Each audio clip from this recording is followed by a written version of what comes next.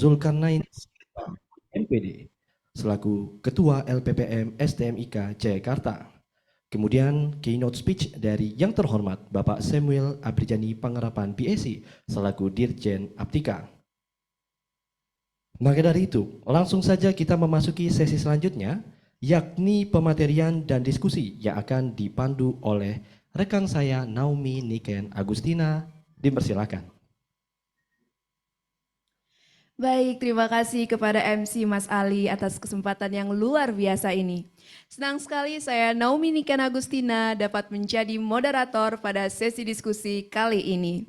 Hadirin yang berbahagia, saya ucapkan kembali selamat datang pada acara inti Ngobrol bareng Legislator. Acara yang kita tunggu-tunggu yaitu seminar yang mengangkat tema menjadi bijak dalam bermedia sosial. Baik, pada sesi ini akan ada penyampaian materi sekaligus diskusi yang nantinya disusul dengan sesi tanya jawab tentunya setelah para narasumber menyampaikan materinya. Sebelum kita mulai sesi diskusi ini, izinkan saya menyapa para narasumber yang telah bersedia hadir di tengah-tengah kita. Yang kami hormati Wakil Ketua Komisi 1 DPR RI Bapak Dr. Randus Utut Adianto yang hari ini akan diwakili oleh staf khusus Bapak Utut yaitu Bapak Rianto Wujarso. Selamat pagi Bapak Rianto. Pagi Mbak Naomi. Selamat pagi Bapak, senang sekali bisa bertemu kembali. Bagaimana kabarnya Pak? Alhamdulillah sehat. Alhamdulillah. Terima kasih Bapak telah bersedia menyempatkan hadir dan menjadi pemateri pada diskusi kali ini di tengah-tengah agenda Bapak yang saya yakin pasti sangat padat di hari ini. Terima kasih Bapak. Selanjutnya kami juga ingin menyapa yang terhormat pegiat literasi digital Bapak Erwijaya Kusuma Wardana ST MMIB. Selamat pagi Pak Wijaya.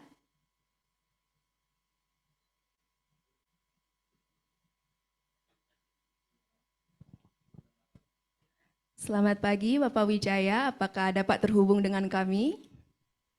Pak, isu dulu. Nah, sebelumnya, ini ngebaca nggak ya? Nggak kebaca ya? Mudah-mudahan yang di Zoom bisa ngebaca. Jadi ada dua hal yang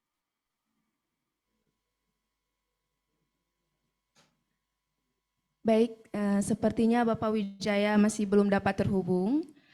Kami ingin menyapa narasumber kita yang berikutnya, yaitu Ketua LPPM STMIK Jakarta yang terhormat Bapak Anton Zulkarnain Sianipar MPD. Selamat pagi Pak Anton. Selamat pagi Mbak Naomi, salam sehat untuk kita semua. Selamat pagi Pak Rianto Ujarso, salam hormat untuk Pak Dr. Randus Utut Adianto. Selamat pagi Pak Wijaya Kusuma dan selamat pagi semuanya. Baik Bapak, terima kasih telah menyempatkan hadir di tengah-tengah kita dan menjadi salah satu narasumber kita yang hebat pada hari ini. Baik, sepertinya Bapak Erwijaya masih belum dapat terhubung, mungkin langsung kita mulai saja. Oke. Kita telah menyapa narasumber kita yang luar biasa hari ini. Tak lupa saya juga ingin menyapa para hadirin yang saya hormati, peserta seminar yang saya banggakan. Assalamualaikum warahmatullahi wabarakatuh. Om Swastiastu, Namo Buddhaya, salam kebajikan. Selamat pagi dan salam sejahtera untuk kita semua. Hadirin yang kami hormati, sebagaimana telah diumumkan, seminar pada hari ini Rabu 28 Februari 2024 mengambil tema tentang menjadi netizen bijak di media sosial. Untuk itu kita semua yang hadir di sini tentu sangat membutuhkan informasi sekaligus sebagai upaya menyamakan persepsi sebagaimana yang kita harap bersama melalui sesi diskusi kali ini. Media sosial atau medsos memungkinkan setiap orang mengekspresikan opininya secara publik dalam ruang maya. Namun, penggunaan media sosial juga harus dibarengi dengan kebijaksanaan dan literasi digital yang baik. Untuk itu diharapkan pada seluruh hadirin agar dapat memperhatikan dan mengikuti sesi diskusi dengan sebaik-baiknya. Dan saya juga ingin menyampaikan sedikit informasi bahwa penyampaian materi untuk setiap pembicara kami beri waktu selama 45 menit. Tanpa berlama-lama, langsung saja kita simak materi dari narasumber pertama kita, Wakil Ketua Komisi 1 DPR RI, Bapak Dr. Andus Utut Adianto, yang akan diwakili oleh staf khusus Bapak Utut, yaitu Bapak Rianto Wijarso. Kami persilakan. Terima kasih Mbak Naomi.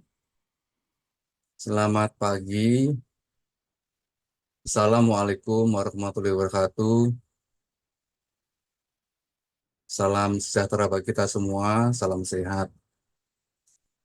Yang kami hormati Bapak Samuel, Dirjen Aptika.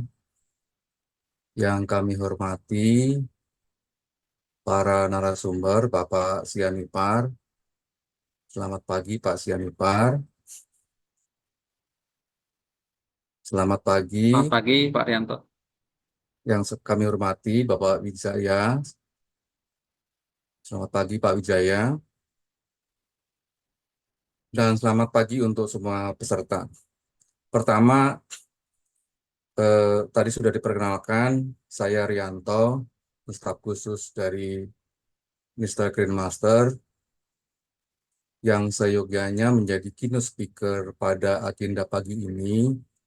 Tapi di jam yang sama, jam 10 ini, beliau memimpin rapat di DPP, dan saya seharusnya juga mendampingi, tapi saya diperkenankan sebentar untuk menyampaikan permohonan maaf tidak bisa menjadi keynote speaker pada agenda pagi ini, yaitu temanya menjadi netizen bijak di media sosial. Tema yang sangat bagus, yang perlu digarisbawahi adalah kata-kata bijak.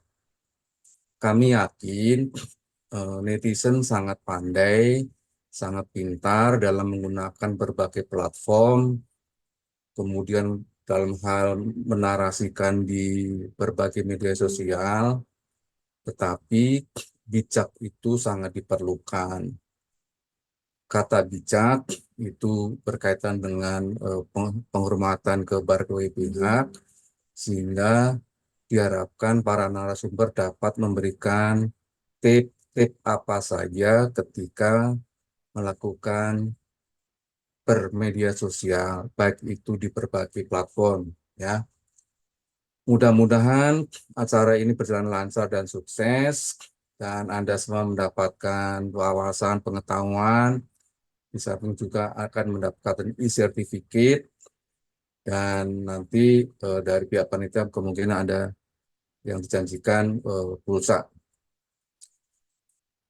Hal-hal yang menjadi catatan kritis silakan dicatat, sampaikan ke panitia. Nanti panitia silakan meneruskan ke kami akan menyampaikan ke beliau apa saja yang harus dirumuskan dalam sebuah kebijakan di ketentuan peraturan perundang-undangan. Sekali lagi, Mr. Grandmaster Utut Adianto menyatakan permohonan maaf yang sebesar-besarnya. Selamat berwebinar, semoga memberi manfaat. Terima kasih. Wassalamualaikum warahmatullahi wabarakatuh. Saya kembalikan ke Mbak Naomi. Baik, terima kasih atas penyampaian singkatnya Bapak Rianto Wijarso. Sebelum meninggalkan Zoom, mungkin kami ingin berfoto bersama. Akan saya pandu dari slide pertama ya. Baik. Diharapkan kepada seluruh peserta untuk dapat on kamera agar kita mulai sesi foto bersama.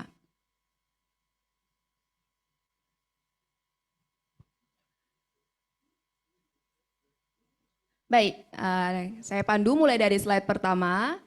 1, 2, 3. Slide berikutnya. 1, 2, 3. Slide terakhir. 1, 2, 3. Oke, baik. Sekali lagi terima kasih kepada Bapak Rianto Wijarso atas penyampaian singkatnya dan telah berkenan hadir di tengah-tengah kita. Terima kasih Pak Rianto. Bila ingin ada agenda di samping dari sesi diskusi ini, kami persilahkan Bapak untuk meninggalkan ruangan. Terima kasih Bapak. Saya live ya. Terima kasih. Terima kasih Bapak, sukses selalu. Amin, terima kasih. Terima kasih. Baik, sebelum kita mendengar pemaparan materi dari narasumber berikutnya, kita dengar terlebih dahulu keynote speech dari Dirjen Aplikasi Informatika Kementerian Kominfo RI, Bapak Samuel Abrijani Pangerapan, BSC.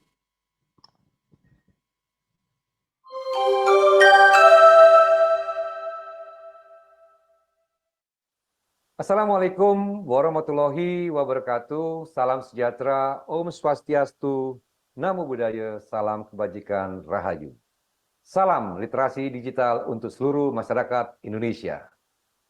Memasuki tahun baru 2024 ini, perwujudan Indonesia Digital Nation tetap menjadi salah satu prioritas utama kami guna mewujudkan Indonesia yang makin digital, makin maju.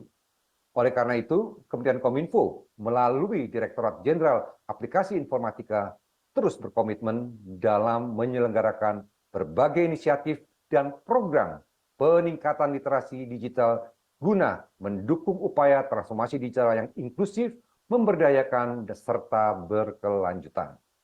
Upaya transformasi digital ini perlu terus kita lakukan untuk mendorong kemajuan perekonomian bangsa dan membuka berbagai peluang bagi masyarakat Indonesia.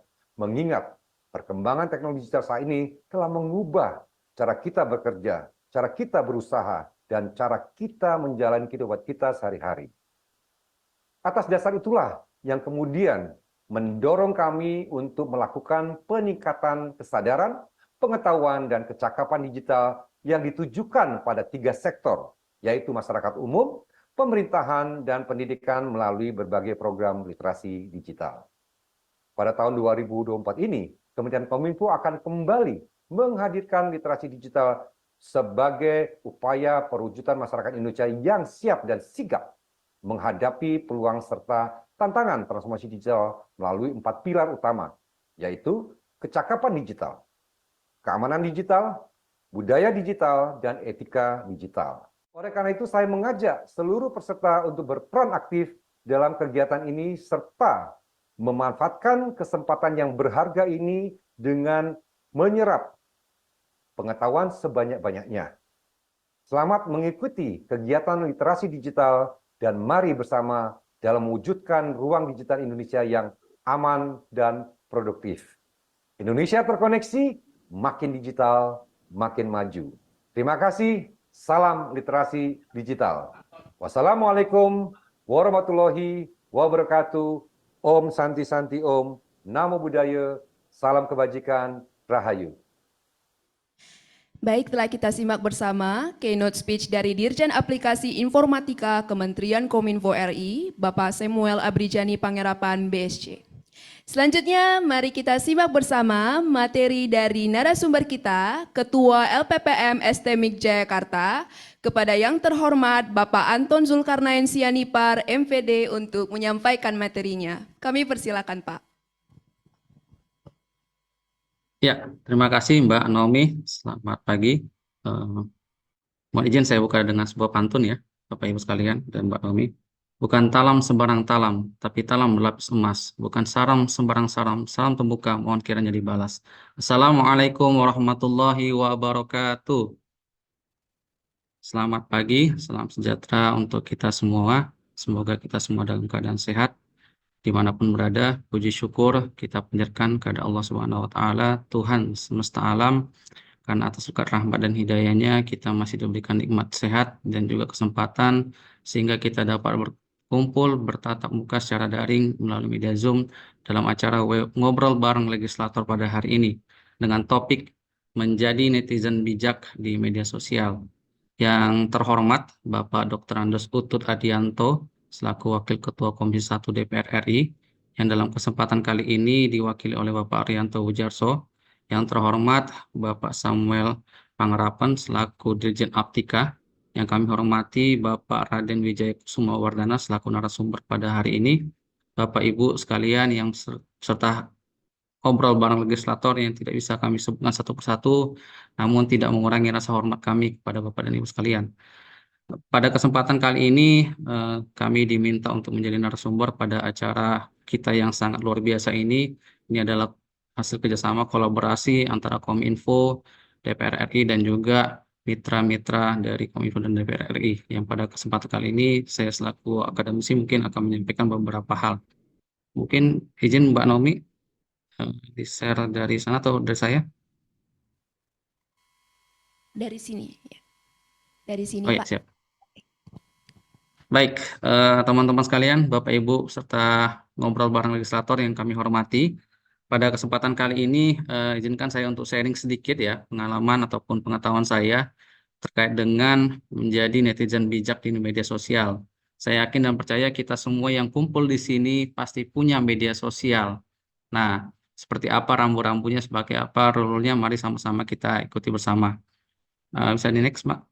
Baik, ini salah satu pendapat dari Frank William LaRue. Beliau adalah spesial rapporteur bidang kebebasan berpendapat dan berekspresi PBB Perserikatan Bangsa-Bangsa dari tahun 2008 sampai 2016, di mana kita ketahui bersama internet itu menjadi salah satu salah satu kebutuhan. Kalau bisa dikatakan kalau dulu kebutuhan pokok pangan sandang, nah sekarang internet salah satu mungkin kebutuhan pokok yang perlu dan harus kita penuhi di kehidupan kita sehari-hari. Nah, Frank William LaRue beliau menyampaikan internet bukan hanya memampukan seseorang menggunakan hak berpendapat secara bebas, tetapi juga menyuarakan hak asasi manusia dan mendorong kemajuan masyarakat ke arah yang lebih baik. Jadi pada filosofinya beliau berharap internet itu bisa memberikan hal-hal yang baik tentunya di kehidupan bermasyarakat. Jadi kalau mungkin selama ini kita di kehidupan nyata mungkin sudah baik, dengan ada internet bisa lebih baik lagi dan mudah-mudahan bisa lebih baik. Next, Mbak Naomi. Di sini saya akan menjelaskan terkait dengan hak-hak bermedia sosial.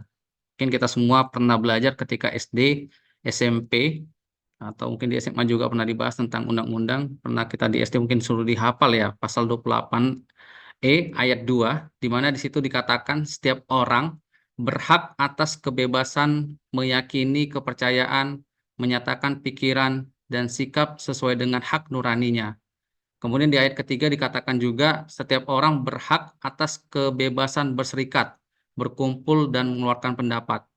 Di pasal 28F disebutkan setiap orang berhak untuk berkomunikasi dan memperoleh informasi untuk mengembangkan pribadi dan lingkungan sosialnya, serta berhak untuk mencari, memperoleh, memiliki, menyimpan, mengolah, dan menyampaikan informasi dengan menggunakan segala jenis saluran yang tersedia.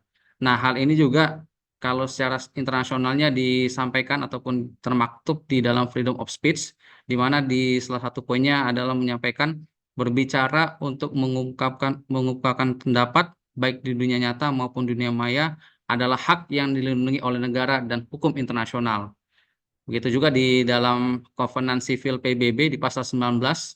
Jadi ada konvenannya, setiap orang berhak untuk berpendapat dan berekspresi serta mencari, menerima, dan mendapatkan informasi. Nah, jadi itulah yang mendasari hak-hak kita untuk bersosial media.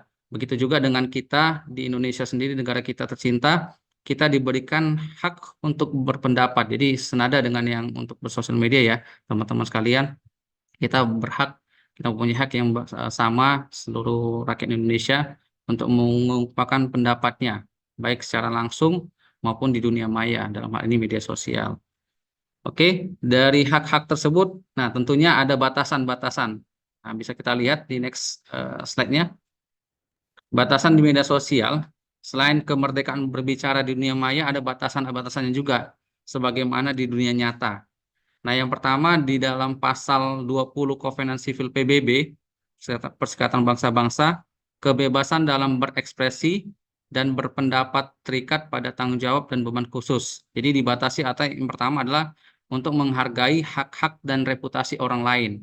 Nah, tentunya kalau kita bermedia sosial, kita harus bijak untuk menghargai hak-hak dan reputasi orang lain. Jangan sampai nanti kita kebablasan tanpa memperhatikan tersebut. Kemudian yang kedua, untuk melindungi keamanan nasional dan ketertiban sipil moral publik. Jadi kalau kita lihat beberapa waktu belakangan ini teman-teman sekalian, kita juga mengikuti ya perkembangan informasi khususnya terkait dengan pemilu dari Kementerian Komunikasi Informatika selalu ini ya disonding terkait dengan menjaga apa namanya, menjaga diri untuk tidak menyebarkan hoax ya. Jadi karena kalau kita tidak bisa menahan diri bisa mengganggu keamanan nasional. Jadi Kominfo dalam hal ini penyelenggara dan juga regulator ini yang menyaring juga terkait dengan informasi-informasi sehingga jangan sampai nanti kebanyakan hoaxnya ketimbang yang berita benernya. Jadi yang secara singkat dapat kita rumuskan, yang pertama dalam bermedia sosial itu kebatasannya apa saja. Yang pertama tidak untuk mengobarkan perang. Nah ini teman-teman sekalian, kalau kita perhatikan beberapa waktu belakangan ini kan mungkin teman-teman sekalian yang berempati ataupun yang punya simpati yang sama dengan saudara-saudara kita yang berasal dari Palestina, mungkin kan kita share tuh di media sosial, salah satunya mungkin di Instagram, kita share kondisi-kondisi yang ada di sana, namun terkadang platform Instagram memblokir ya, karena dianggap itu bisa mengorbankan perang. Padahal kan kita hanya menyampaikan informasi yang benar ataupun yang real dari sana. Nah, jadi dalam batasan itu dijelaskan tidak boleh atau dilarang untuk tidak untuk mengorbankan perang. Kemudian yang kedua, tidak untuk menyebarkan kebencian yang mengarah pada rasisme. Nah, itu tadi ya, teman-teman sekalian, jangan sampai kita rasis ya. Artinya kita secara masif ya untuk membenci ataupun menyudutkan salah satu kelompok. Nah, jangan sampai walaupun kita bebas untuk menyatakan pendapat, jangan sampai menyinggung ataupun menyebarkan kebencian. Ujaran kebencian tadi kita sama-sama sudah kita tonton di video tadi ya, sudah sangat luar biasa informatif ya video tadi. Mudah-mudahan kita semua bisa lebih paham untuk media sosial. Kemudian tidak mengganggu keamanan nasional.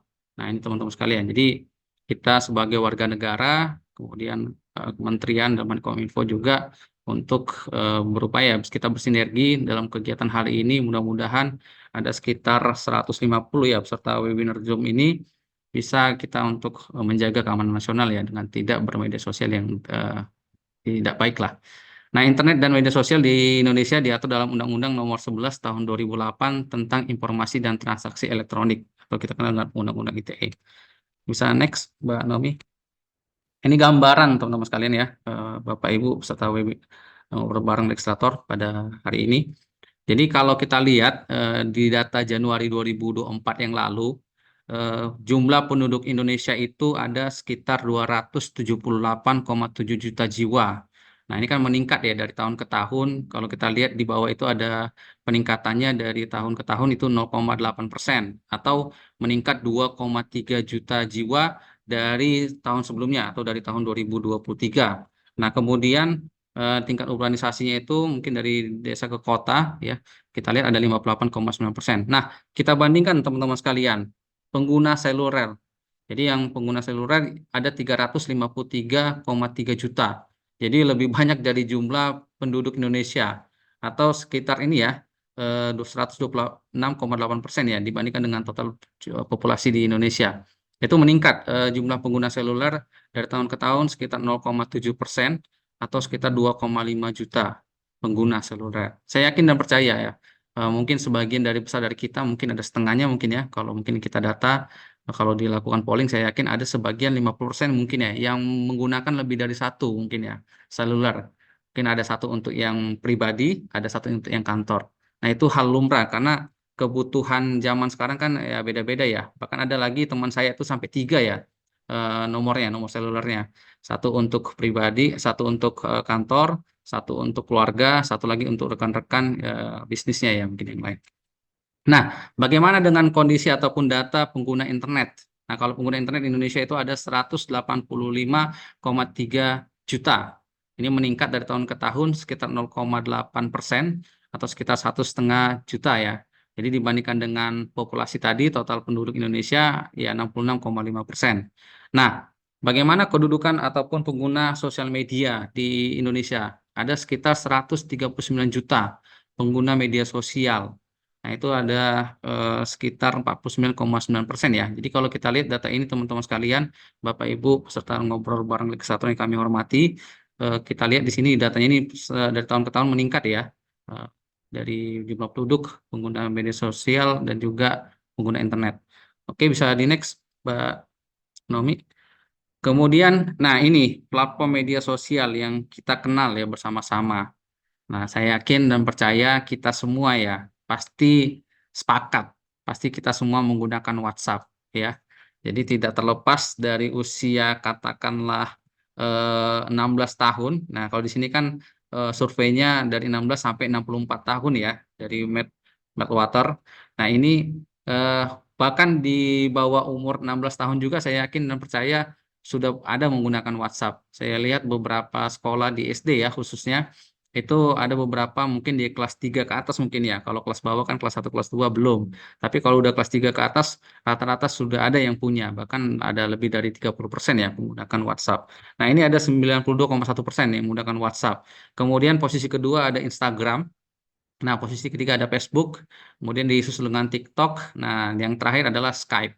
Mungkin ini agak jarang ya ataupun kurang familiar. Nah, tapi yang top 5-nya itu saya yakin sebagian besar dari kita pasti menggunakannya WhatsApp, Instagram, Facebook, TikTok, Telegram. Nah, kalau mungkin saya tanya di chat ini mungkin kalau diminta mengisi, saya yakin bisa mengisi semua nih akun Instagramnya.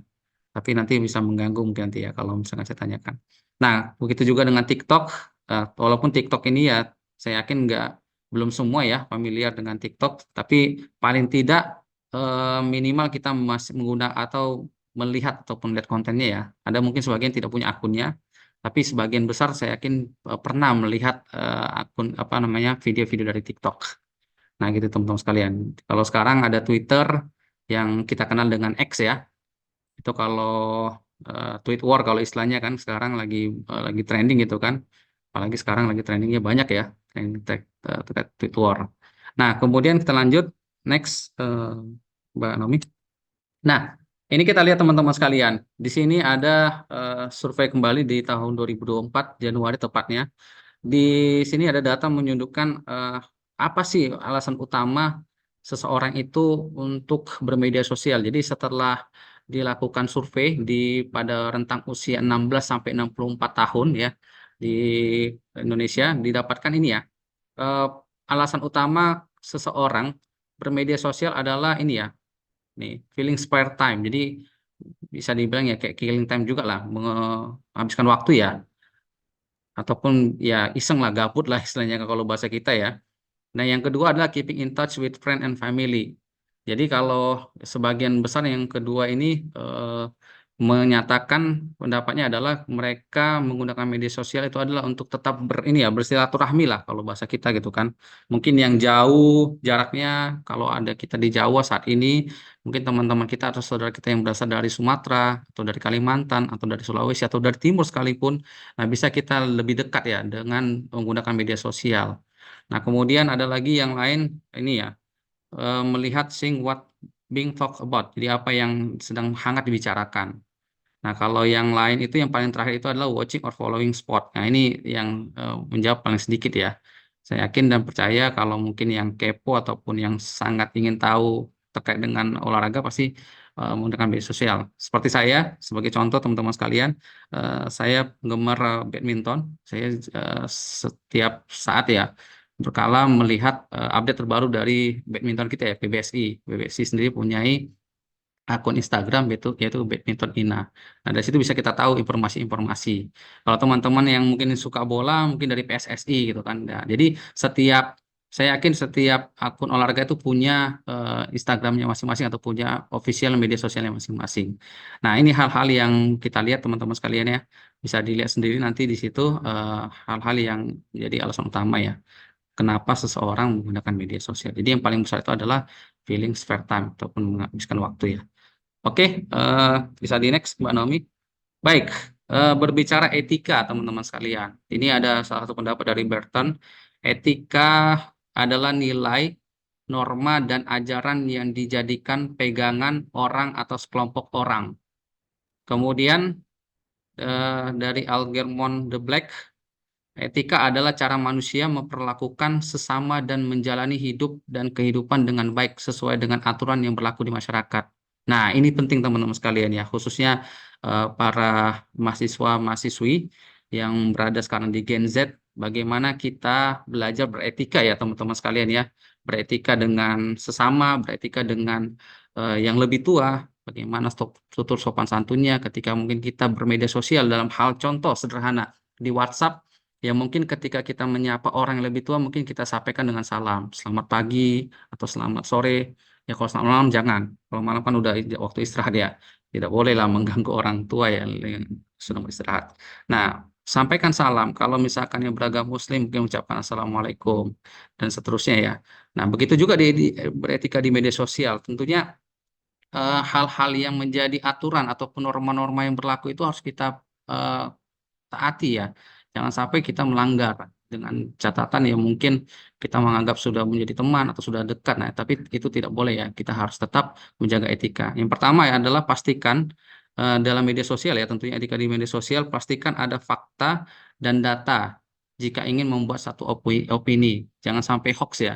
Jangan sampai kita menyebarkan hoax. Nah, sering kita dengar istilah saring dulu sebelum sharing. Jadi ketika kita mempunyai informasi, kita saring dulu nih, apakah informasinya benar, apakah terpercaya, apakah terkredibel. Nah, setelah itu kalau misalkan informasi ini layak untuk disebarkan, maka bisa kita sharing. Jangan sampai nanti kita hanya terima bulat-bulat langsung kita forward. Kan banyak itu ya di sekarang di beberapa grup WA banyak informasi-informasi yang hanya diteruskan gitu kan forward. Nah, itu salah satu upaya ya dari salah satu platform media sosial WhatsApp untuk memberikan informasi kepada penggunanya bahwasanya informasi itu apakah diteruskan atau tidak ya. Nah, kemudian berkomunikasi dengan sopan santun ya itu tadi teman-teman sekalian yang saya sampaikan. Jadi kita berkomunikasi dengan siapapun, apalagi yang lebih katakanlah lebih tua dari kita harus lebih sopan dan santun ya. Jangan sampai kita melupakan itu. Jadi kalau bisa dikatakan budaya orang Indonesia itu kan sopan santun ya. Tapi untuk bermedia sosial sendiri tadi kan eh, ada catatan juga ya, netizen Indonesia itu kan dianggap netizen yang paling apa ya kalau saya bahasakan ya, yang paling aktif lah di Asia Tenggara gitu kan. Nanti kita bahas nanti ya di slide ini nanti ya. Kemudian larangan menyebarkan konten pornografi ya. Ini jelas ya teman-teman sekalian ya. Jangan sampai kita ya sebagai pelaku. Cukuplah mungkin ya teman-teman sekalian mungkin pernah merasakan, kebetulan saya juga pernah merasakan di akun media sosial saya khususnya di Facebook itu pernah ada yang orang menyebarkan ya akun pornografi. Saya nggak tahu kenapa. Jadi kalau bisa dikatakan ya spam lah mungkin ya. Jadi muncul di beranda kita. Nah, setelah itu saya kunci ataupun saya buat private akun Instagram, Facebook saya sehingga tidak bisa lagi disebarkan ataupun orang dengan mudah memasukkan informasi-informasi yang tidak baik khususnya pornografi ya. Nah, kemudian larangan mengganggu suku, agama, antar golongan atau SARA. Nah, ini teman-teman sekalian untuk sikap kita, etika kita di media sosial. Jangan sampai kita ini ya menyinggung suku, agama dan antar golongan ataupun sara ya. Nah, ini kita sama-sama jaga, jangan sampai kita sebagai pelakunya. Kemudian menghargai hak cipta dengan menyebutkan sumber eh, ya jangan sampai kita tidak memberikan informasi pribadi ini ya. Kemudian ini ya tidak memberikan informasi pribadi dan keluarga secara bijak. Ya, hindari menggunakan identitas palsu. Ini dia karena sekarang banyak menggunakan akun-akun palsu ya. Nah, itu tadi. Jadi etika di media sosial, menghargai hak cipta, kemudian tidak memberikan informasi pribadi. Bahkan sekarang mungkin teman-teman sekalian, Bapak Ibu, ya, peserta ngobrol bareng legislator, kita hindari mungkin ya untuk memberikan katakanlah informasi tanggal lahir, tahun lahir, bulan lahir dan tahun lahir ya. Itu bisa memberikan data pribadi. Kalau dulu mungkin euforia lah kalau saya katakan ya euforia supaya orang tahu nih ulang tahun kita kapan kita buat juga lengkap gitu kan tanggal 17 Agustus tahun 1945 jadi semua orang tahu tuh misalkan ini contoh ya teman-teman sekalian ya nah jadi orang tahu dan setiap waktu tanggal 17 Agustus semua mengucapkan ya kan nah itulah kalau itu boleh karena itu ulang tahun Indonesia ya jadi boleh dicantumkan di media sosialnya oke kemudian next Mbak Naomi baik pengaruh apa saja sosial media pada informasi. Nah, jadi yang pertama, berita tidak lagi hanya berasal dari media mainstream. Jadi selama ini mungkin yang kita kenal dua media-media yang sangat ini ya terkenal ya, satu media TV ya, televisi, kemudian media cetak atau koran. Jadi selama ini kita dapatkan dari situ aja kan. Nah, sekarang dengan cepat, salah satu contohnya mungkin detik.com ya, kita bisa melihat real time eh, berita apa nih yang sedang terjadi atau happeningnya lah gitu kan yang lagi happeningnya apa nih bahkan di Twitter kan kalau lagi ada tagar apa gitu kan lah itu kan cepat ya lagi trending topik nah kita tidak lagi istilahnya bergantung dari media-media tadi ya, media cetak ataupun televisi. Kalau media televisi mungkin real time ya. Tapi kalau media cetak, berita yang katakanlah hari ini terjadi, mungkin baru besok kita dapatkan. Nah, kalau saya kebetulan saya berasal dari daerah, biasanya berita-berita dari kota Jakarta ini, teman-teman sekalian, kami dapatkan biasanya 2 hari setelah kejadian gitu kan. Nah, jadi kalau sekarang kita bisa dapatkan lebih cepat ya. Kemudian anggota masyarakat dapat menjadi narasumber maupun pencari atau penyebar berita. Nah, ini tadi ya. Jadi kita semua bisa menjadi sumber ya. Bahkan di Jakarta sendiri ada salah satu platform ya, yaitu Jaki. Bisa kita kalau misalkan menemukan sesuatu kejadian atau misalkan yang menyangkut dengan fasilitas umum di DKI, bisa kita laporkan nih. Berarti kita akan menjadi narasumber. Nanti pihak yang terkait, dinas yang terkait bisa segera menindaklanjutinya apakah terkait dengan lampu jalan atau misalkan hal-hal lainnya lah yang bisa kita laporkan. Nah, berita tidak hanya bersifat searah. Jadi kalau selama ini kita hanya mendengarkan satu arah, nah sekarang bisa beragam ya. Nah, kadang banyak apa ya istilahnya diskusi lah kalau di media sosial ya. Informasi itu bisa diberdebatkan lah, debatable lah kalau di itu ya di media sosial. Kemudian institusi harus siap diapresiasi maupun dikritik secara langsung. Nah, siapapun itu, lembaga pemerintah, lembaga swasta, ketika ada media sosialnya kita harus siap.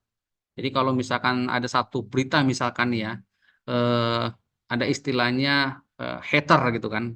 Nah, kalau misalkan seperti saya contohkan tadi teman-teman sekalian ya, kayak kalau saya memfollow ya akunnya Badminton Ina, di situ di Instagramnya itu ada yang mendukung, ada yang follow, ada hater juga ya. Jadi sebagai contoh sekarang itu persiapan Olimpiade Paris ya.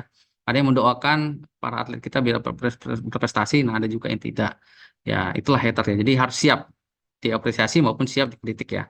Kemudian kinerja pegawai institusi lebih transparan. Nah, kalau dulu mungkin ya di pemerintahan kita tidak tahu kinerjanya. Nah, kalau sekarang kan lebih lebih lebih terbuka ya, lebih transparan karena setiap institusi pemerintahan itu kan sudah punya sekarang media sosialnya. Capaian-capaian prestasinya apa saja, kemudian apa saja yang sudah dilakukan, apalah saja yang belum, itu kan bisa lebih transparan ya.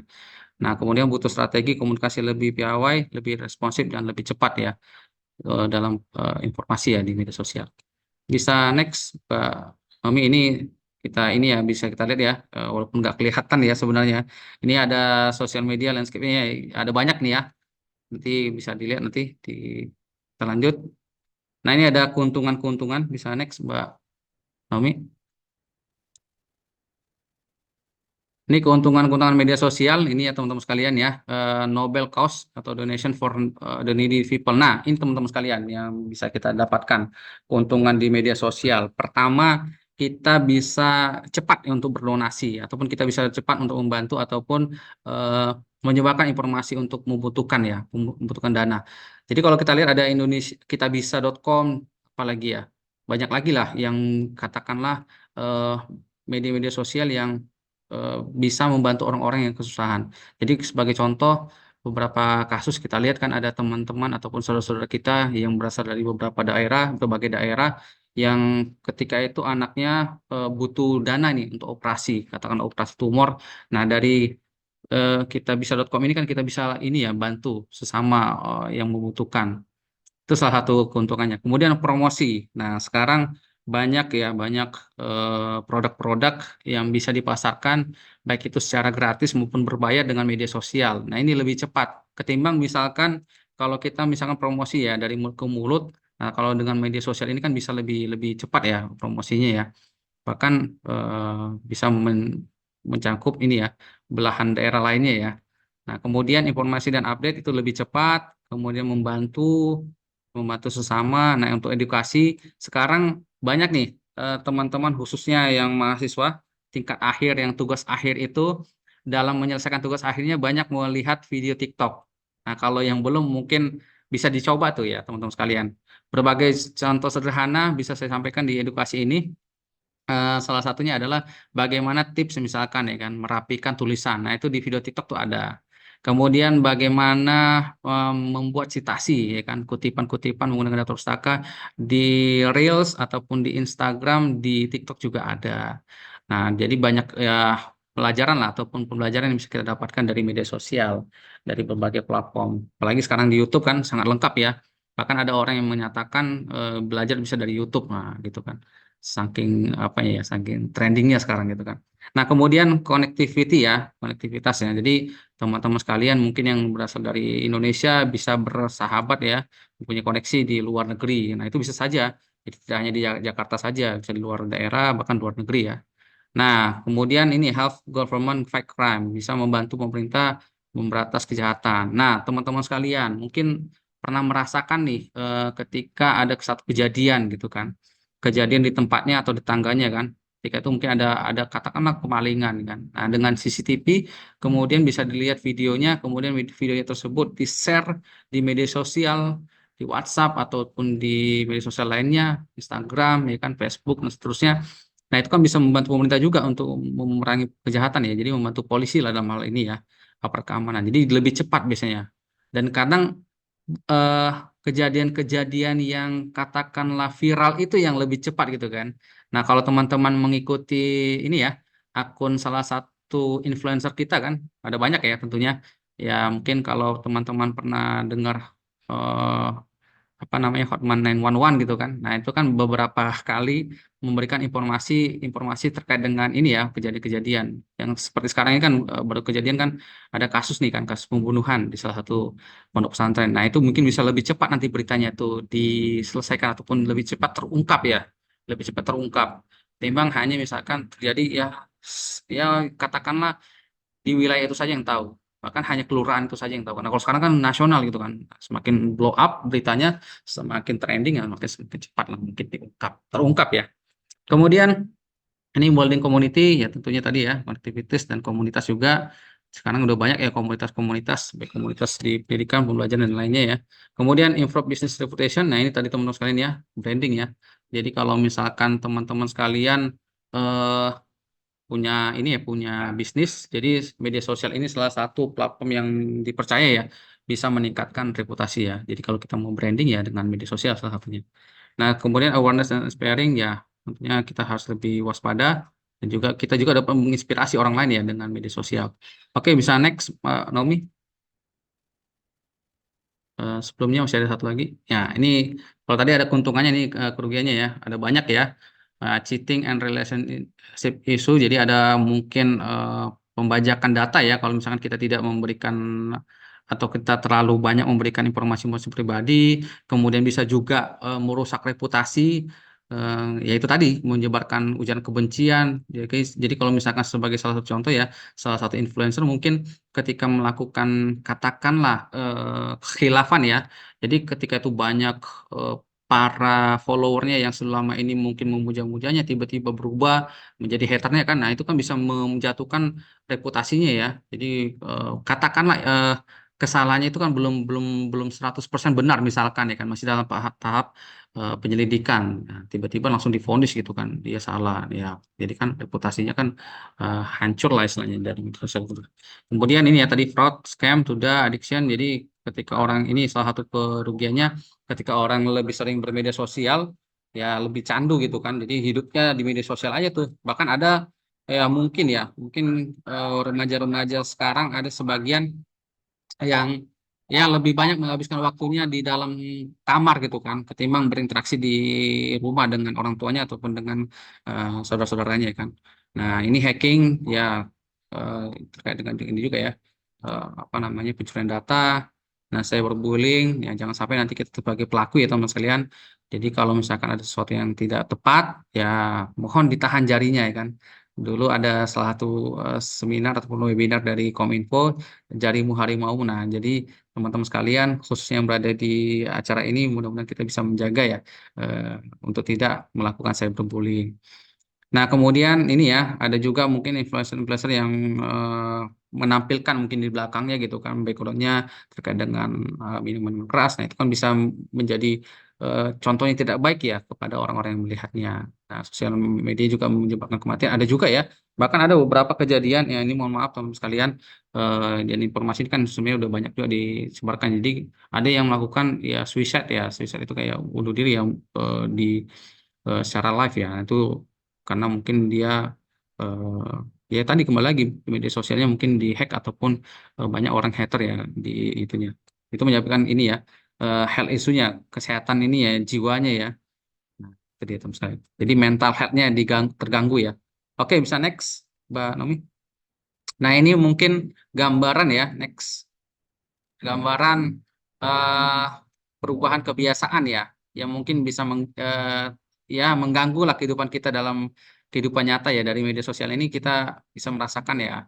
Nah, ini ada satu contoh, biasanya teman-teman yang lagi kumpul gitu kan, kongko gitu kan di salah satu tempat ya kan, di kafe ataupun dimanapun itu biasanya ya nggak asik sendiri gitu kan. Kenapa? Karena mereka asik sendiri dengan gadgetnya sendiri, dengan handphonenya ya, baik mereka mau ngapain gitu kan. Jadi tujuan utamanya silaturahmi, eh, apa istilahnya, berinteraksi secara langsung, tapi karena media sosial ya kan asik dengan gadgetnya, maka bisa mengganggu nih ya dengan kehidupan sehari-hari.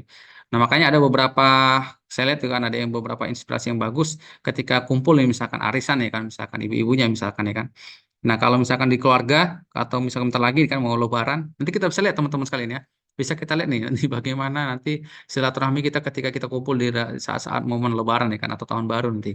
Nah, biasanya kan udah asik sendiri gitu kan. Nah, makanya ada beberapa, saya lihat ya sebagai contoh inspirasi, ada kesepakatan tuh ketika kumpul misalkan akan lagi silaturahmi di dalam rumah ataupun di dalam suatu tempat, HP-nya disingkirin. Kayak kita lagi ujian nih di kelas gitu kan.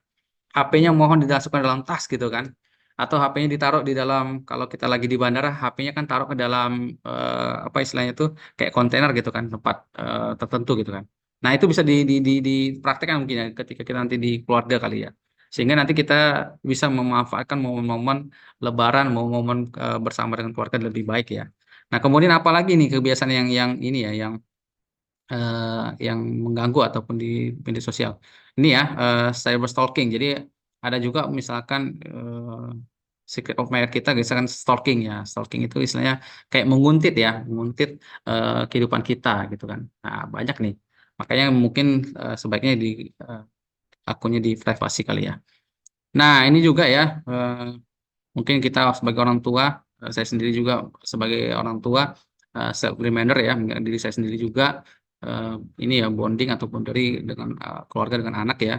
Jadi kalau bisa di rumah ya kita singkirkan HP sementara ya, barang 1 jam 2 jam lah untuk keterikatan dengan anak ya. Kemudian use social media at meal. Nah, ini kadang ya kita makan sambil main HP. Ini sering ya terjadi. Nah, kemudian main HP juga ketika mengendarai kendaraan, baik dari mobil ataupun kendaraan. Ini juga sangat mengganggu sebenarnya ya, karena bisa mengakibatkan kesalahan ya ataupun kecelakaan gitu kan. Nah, ini lagi yang sering nih biasanya nih. Saya nggak tahu nih apakah kaum Adam atau kaum Hawa nih. Scrolling before bed, ya kan. Jadi kita scroll-scroll tuh sebelum tidur, kebiasaan biasanya kalau dulu ya kan cuci tangan, cuci kaki, cuci muka gitu kan, gosok gigi. Nah, kalau sekarang sebelum tidur itu scroll dulu tuh berita-berita baru tidur tuh.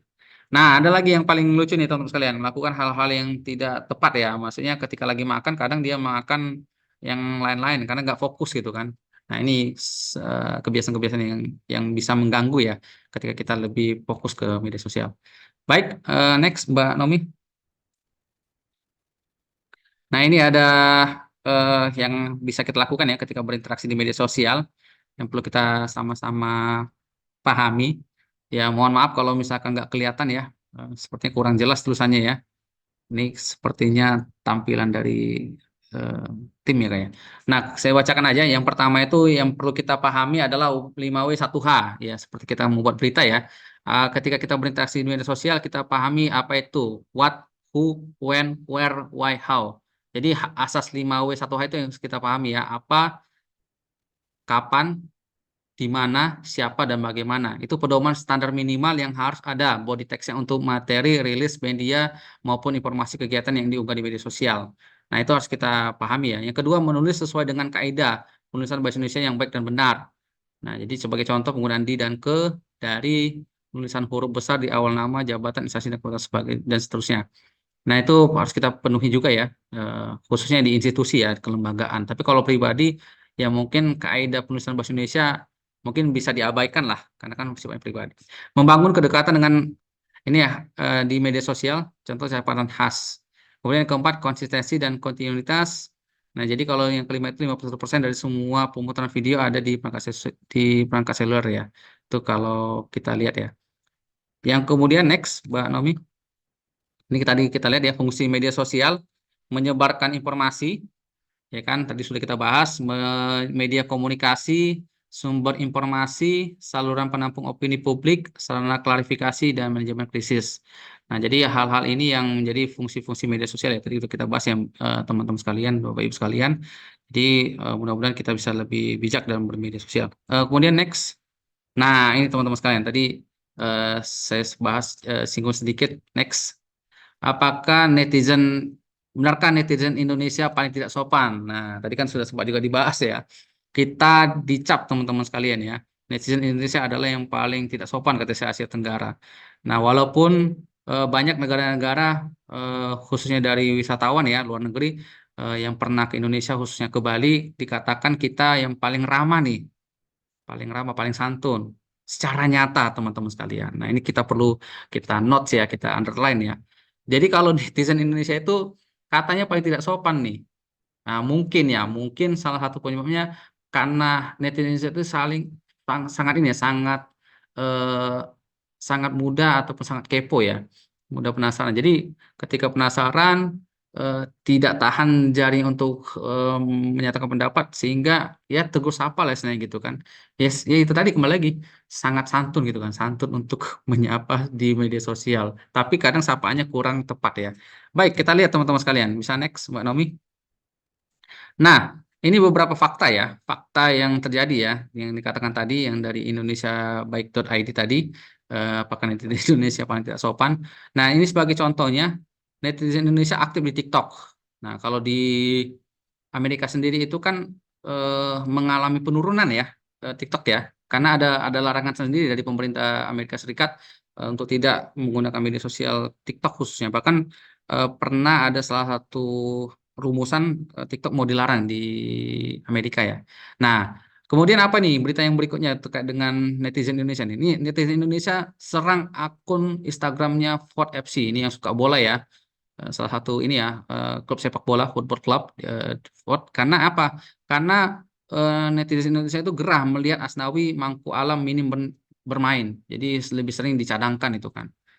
Nah, tapi ada hal-hal yang menarik nih teman sekalian ya.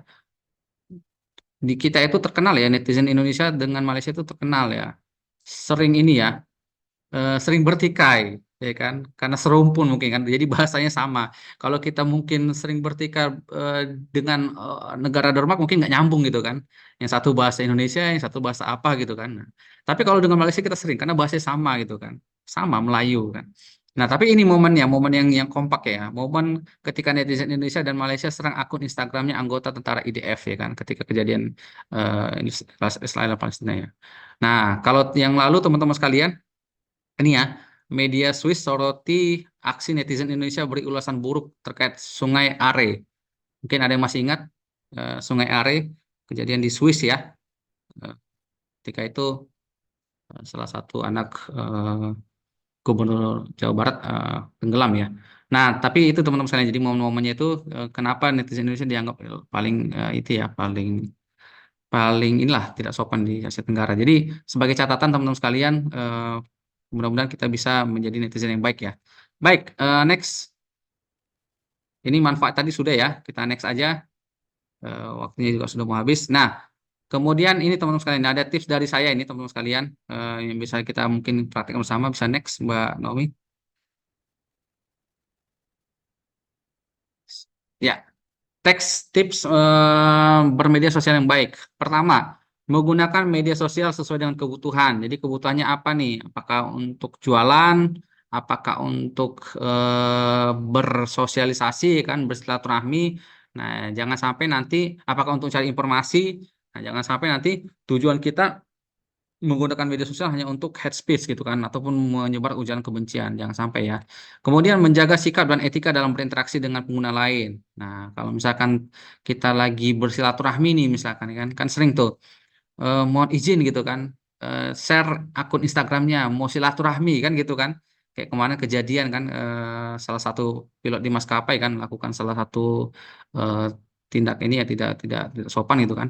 Nah, netizen udah gerah tuh jarinya tuh saya baca tuh kan. Mungkin teman-teman pernah lihat kan di salah satu media sosial di Lambe Ture kan, nah, langsung udah tuh berselancar tuh. Nah, silaturahmi katanya. Itu kembali lagi ya. Masyarakat Indonesia paling sopan ya. Artinya paling inilah kalau silaturahmi hebat di nyata maupun di dunia maya. Tapi kembali lagi, eh, jangan sampai menyebarkan ujaran kebencian. Jadi kita jaga etika kita teman sekalian. Kemudian menyaring informasi yang didapat. Ya, ini informasi yang dapat jangan sampai langsung disebarkan ya. Disaring dulu, dibaca. Nah, perlunya kita literasi ya. Nah, pada kesempatan kali ini kita juga belajar literasi digital ya. Nah, untuk bagaimana membaca informasi, menyaringnya dan juga menyebarkannya. Jadi eh, itu ya budaya baca ya. Kalau saya baca beberapa penelitian Gen Z itu kan eh, disebutkan kurang ini ya kurang apa istilahnya kurang rajin untuk membaca. Nah mungkin bisa dirubah lah ya ataupun bisa dipatahkan lah pendapat itu ya. Saya yakin kita bisa merubah itu ya. Kemudian menghindari akun-akun provokatif. Nah fake akun tadi kan sudah disampaikan juga di video tadi kan. Sekarang banyak nih teman-teman sekalian ya kan berseliweran nih kan. Banyak yang menggunakan akun palsu. Nah, kalau saran saya sih itu diabaikan saja kali ya. Nah, kalau kita sebagai orang yang bertanggung jawab, gunakan akun yang benar ya. Jangan sampai kita menggunakan akun yang palsu. Kemudian yang terakhir memaksimalkan manfaat penggunaan media sosial ya. Kembali lagi ya, gunanya apa nih? Jadi gunakan hal-hal positif ya. Minimalisir hal-hal yang negatif supaya kita bisa berubah nih statusnya yang dulunya netizen paling tidak sopan. Mudah-mudahan nanti dalam tahun ini, mudah-mudahan ya paling lambat tahun depan netizen Indonesia menjadi netizen yang terbaik ya. Ini salah satu upaya dari Kominfo ya untuk mudah-mudahan kita bisa menjadi orang-orang yang cakap digital ya dan juga menjadi orang-orang yang bisa menjadi netizen bijak di media sosial. Mungkin itu Bu Naomi dari saya, kurang lebihnya saya mohon maaf. Saya akhiri. Assalamualaikum warahmatullahi wabarakatuh. Waalaikumsalam warahmatullahi wabarakatuh. Luar biasa telah kita simak bersama nih materi dari Pak Anton yang tadi sudah dimulai dari pantun yang menurut saya cakep banget. Dan ya saya setuju ya Pak, meskipun kita memiliki akses terhadap freedom of speech, tapi perlu kita perhatikan batasan-batasan di media sosial untuk menghargai hak dan reputasi orang lain. Jangan menyebar fitnah atau berita bohong atau hoax gitu yang dapat menggiring opini-opini miring dan menyebabkan perpecahan di antara kita masyarakat, serta juga jangan menyebarkan hate speech dan rasisme gitu, komentar-komentar yang mengandung sara gitu, yang menyerang personal orang lain gitu. Dan ya sangat memprihatinkan ya yang award Indonesia sebagai netizen paling tak ramah se-Asia Tenggara.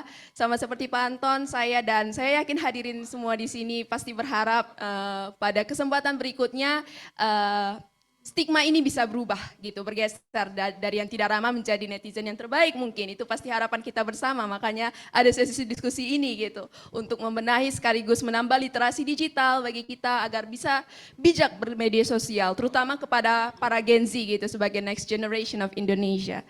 Oke, itu tadi penyampaian materi yang luar biasa dari Pak Anton. Semoga dapat menjadi ilmu yang bermanfaat untuk kita semua. Selanjutnya mari kita simak materi berikutnya dari narasumber kita yang saya harap sudah hadir di ruangan Zoom bersama kita, yaitu pegiat literasi digital yang terhormat Bapak Erowijaya Kusumawardana, STMMIB, untuk menyampaikan materinya. Baik, terima kasih Mbak Naomi. Selamat pagi Pak Wijaya, senang sekali akhirnya Bapak dapat bergabung dengan kami. Bagaimana kabarnya Pak? Alhamdulillah sehat. Terima kasih Mbak Naomi. Semoga semua yang hadir di sini, termasuk para narasumber juga sehat semua. Saya senang mendengar apa tuh paparannya Pak Anton tadi. Dan saya merasa bahwa tembaknya saya tidak perlu banyak bicara nanti. Sebagian besar sudah disampaikan oleh Pak Anton. Tugasnya lebih mudah. Iya Bapak. Baik, terima kasih Bapak telah menyempatkan hadirnya di sini untuk memberi pemaparan kepada kami. Mungkin tanpa berlama-lama langsung kami beri kesempatan kepada Pak Wijaya untuk menyampaikan materinya. Silakan Bapak. Baik, terima kasih. Bismillahirrahmanirrahim. Assalamualaikum warahmatullahi wabarakatuh. Selamat pagi, salam sejahtera bagi kita semua. Om Swastiastu, Namo Buddhaya, salam kebajikan Rahayu. Semoga kita semua hari ini diberikan kesehatan, keberkahan, dan kemudahan dalam mengikuti acara webinar kali ini. Saya mendapat bagian terakhir tadi saya sudah ikut mendengarkan, menyimak dari saat pembukaan hingga tadi paparan dari Pak Antor. Oleh karena itu pertama-tama kami mengucapkan yang kami hormati Bapak Utut Adianto, anggota Komisi 1 DPR RI, yang tadi sudah diwakili oleh Bapak Rianto Wuljarso. Yang kami hormati juga kepada Bapak Anton Parsianipar, MPD, Ketua LPP STMIK Jayakarta, dan teman-teman Bapak Ibu yang hadir secara daring di dalam webinar ini. Terkait dengan menjadi netizen, menjadi netizen yang bijak di media sosial. Mungkin saya akan mengawali dengan saya tidak mengawali dengan pantun, tapi saya akan menutup saja nanti dengan pantun agar sedikit beda dengan Pak Anton tadi. Nah, kita tahu bahwa di tahun 2021 sebetulnya ada suatu survei yang mengatakan, yaitu dinamakan Digital Civility Index atau Indeks Keadapan Digital. Indonesia termasuk salah satu menjadi sorotan karena DCI kita atau Indeks Keadapan Digital kita itu ternyata relatif rendah. Banyak di dalam indeks itu diwarnai oleh banyaknya tadi yang sebetulnya sudah disitir oleh Pak Anton tadi, hate speech, hoax, dan lain sebagainya. Nah, sebelum saya memulai materi, mungkin ada baiknya kita coba melihat dulu deh, beberapa kutipan yang disampaikan oleh, para tokoh-tokoh yang terkenal. Pertama, kita tahu ini ada sebelah kiri. Ini mengatakan sebetulnya, it is in your hands to create a better world for all who live in it. Ini sebetulnya spesifik, ini kan satu tokoh yang mungkin saya yakin lah banyak teman-teman atau hampir semuanya atau semuanya yang ada di ruang digital ini pernah mendengar namanya, yaitu Bapak Nelson Mandela, tokoh pembebasan apartheid yang ada di Afrika Selatan dan menjadi tokoh dunia sebetulnya. Nah, beliau mengatakan sebetulnya waktu itu kepada para generasi muda atau kaum muda, dia mengatakan it is in your hands to create a better world for all who live in. Artinya sebetulnya untuk menciptakan dunia yang baik itu ada di tangan para kita semua, khususnya para pemuda. Dan mau dibuat apa hanya pemuda yang bisa mengatakan mereka lah. Nah, konteks ini kemudian kalau kita lihat dalam konteks sekarang, bicara hands tidak pada hands, tapi juga pada fingers. Mungkin kalau kita mau sedikit, it is in your fingers to get better word. Karena jemari kita, kalau kita tidak lakukan dengan baik, kita tidak menyampaikan berita apapun, teks apapun yang disampaikan, sending message ataupun video ataupun apapun, itu menjadi kita akan bisa merusak ketenangan, keguyupan, kerukunan yang ada selama ini.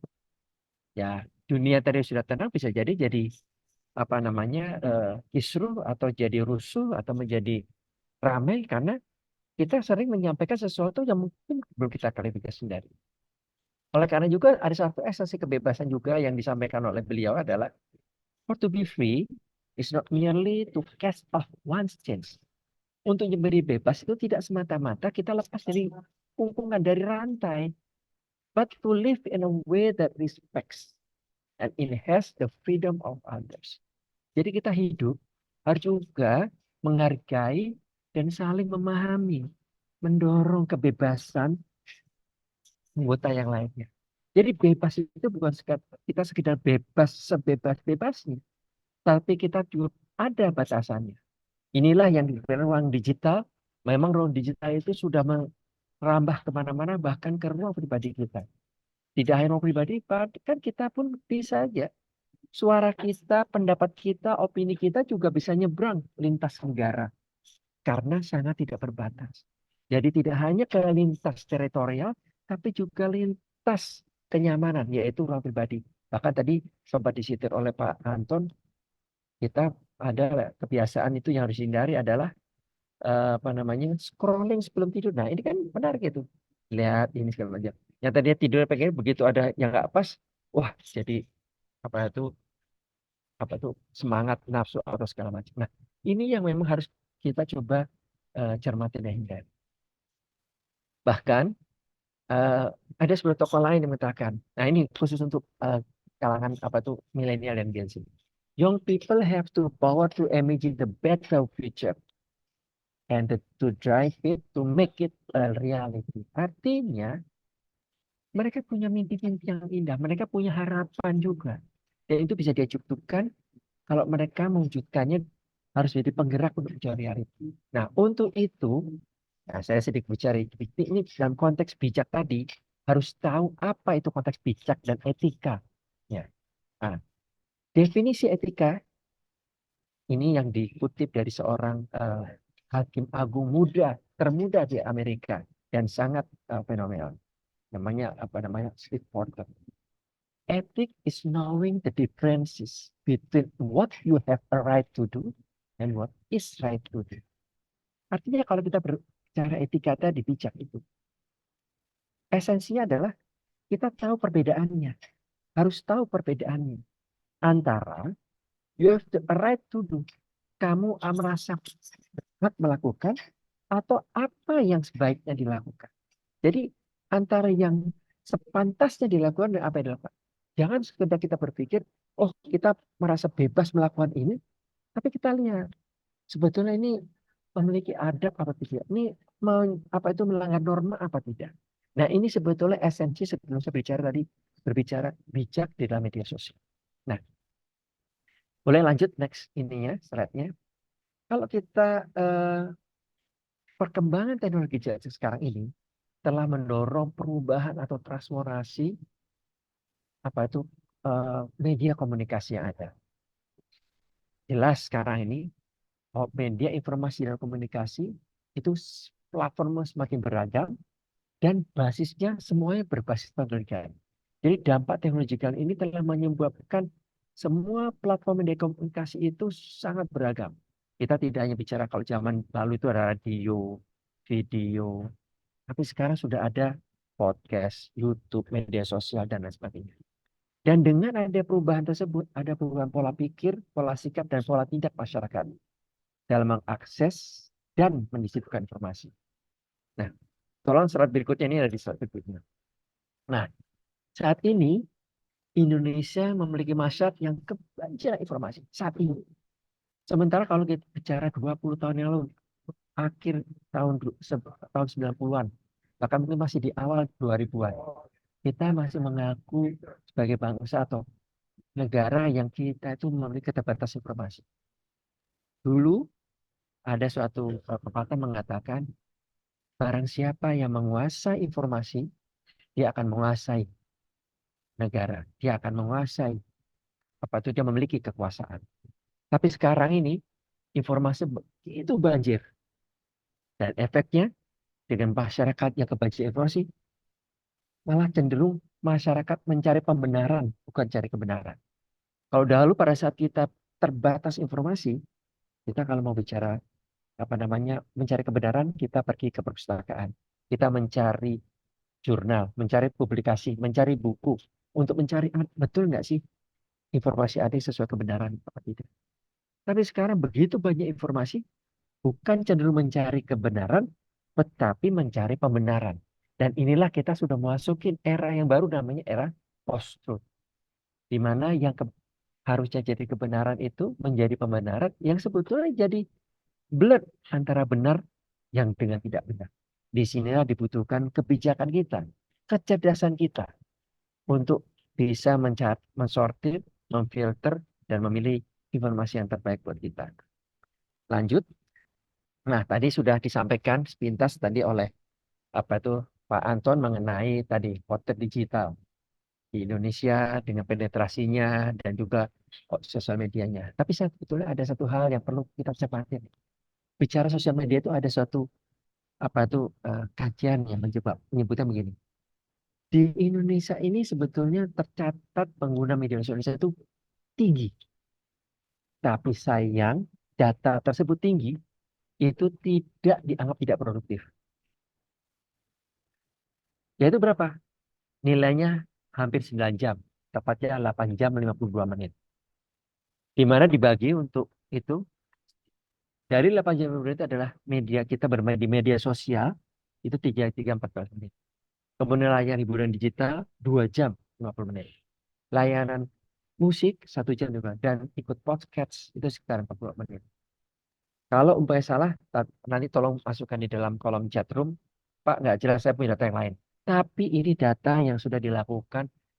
Tadi kalau ada istilah quick count, lakukan survei ke beberapa apa tuh wakil. Dan ini tidak hanya di Indonesia, termasuk di beberapa negara lain yang selama ini akses. Dan itu data yang ada, berdasarkan network akses point yang ada, tercatat ini yang paling banyak. Masyarakat kita cenderung untuk apa?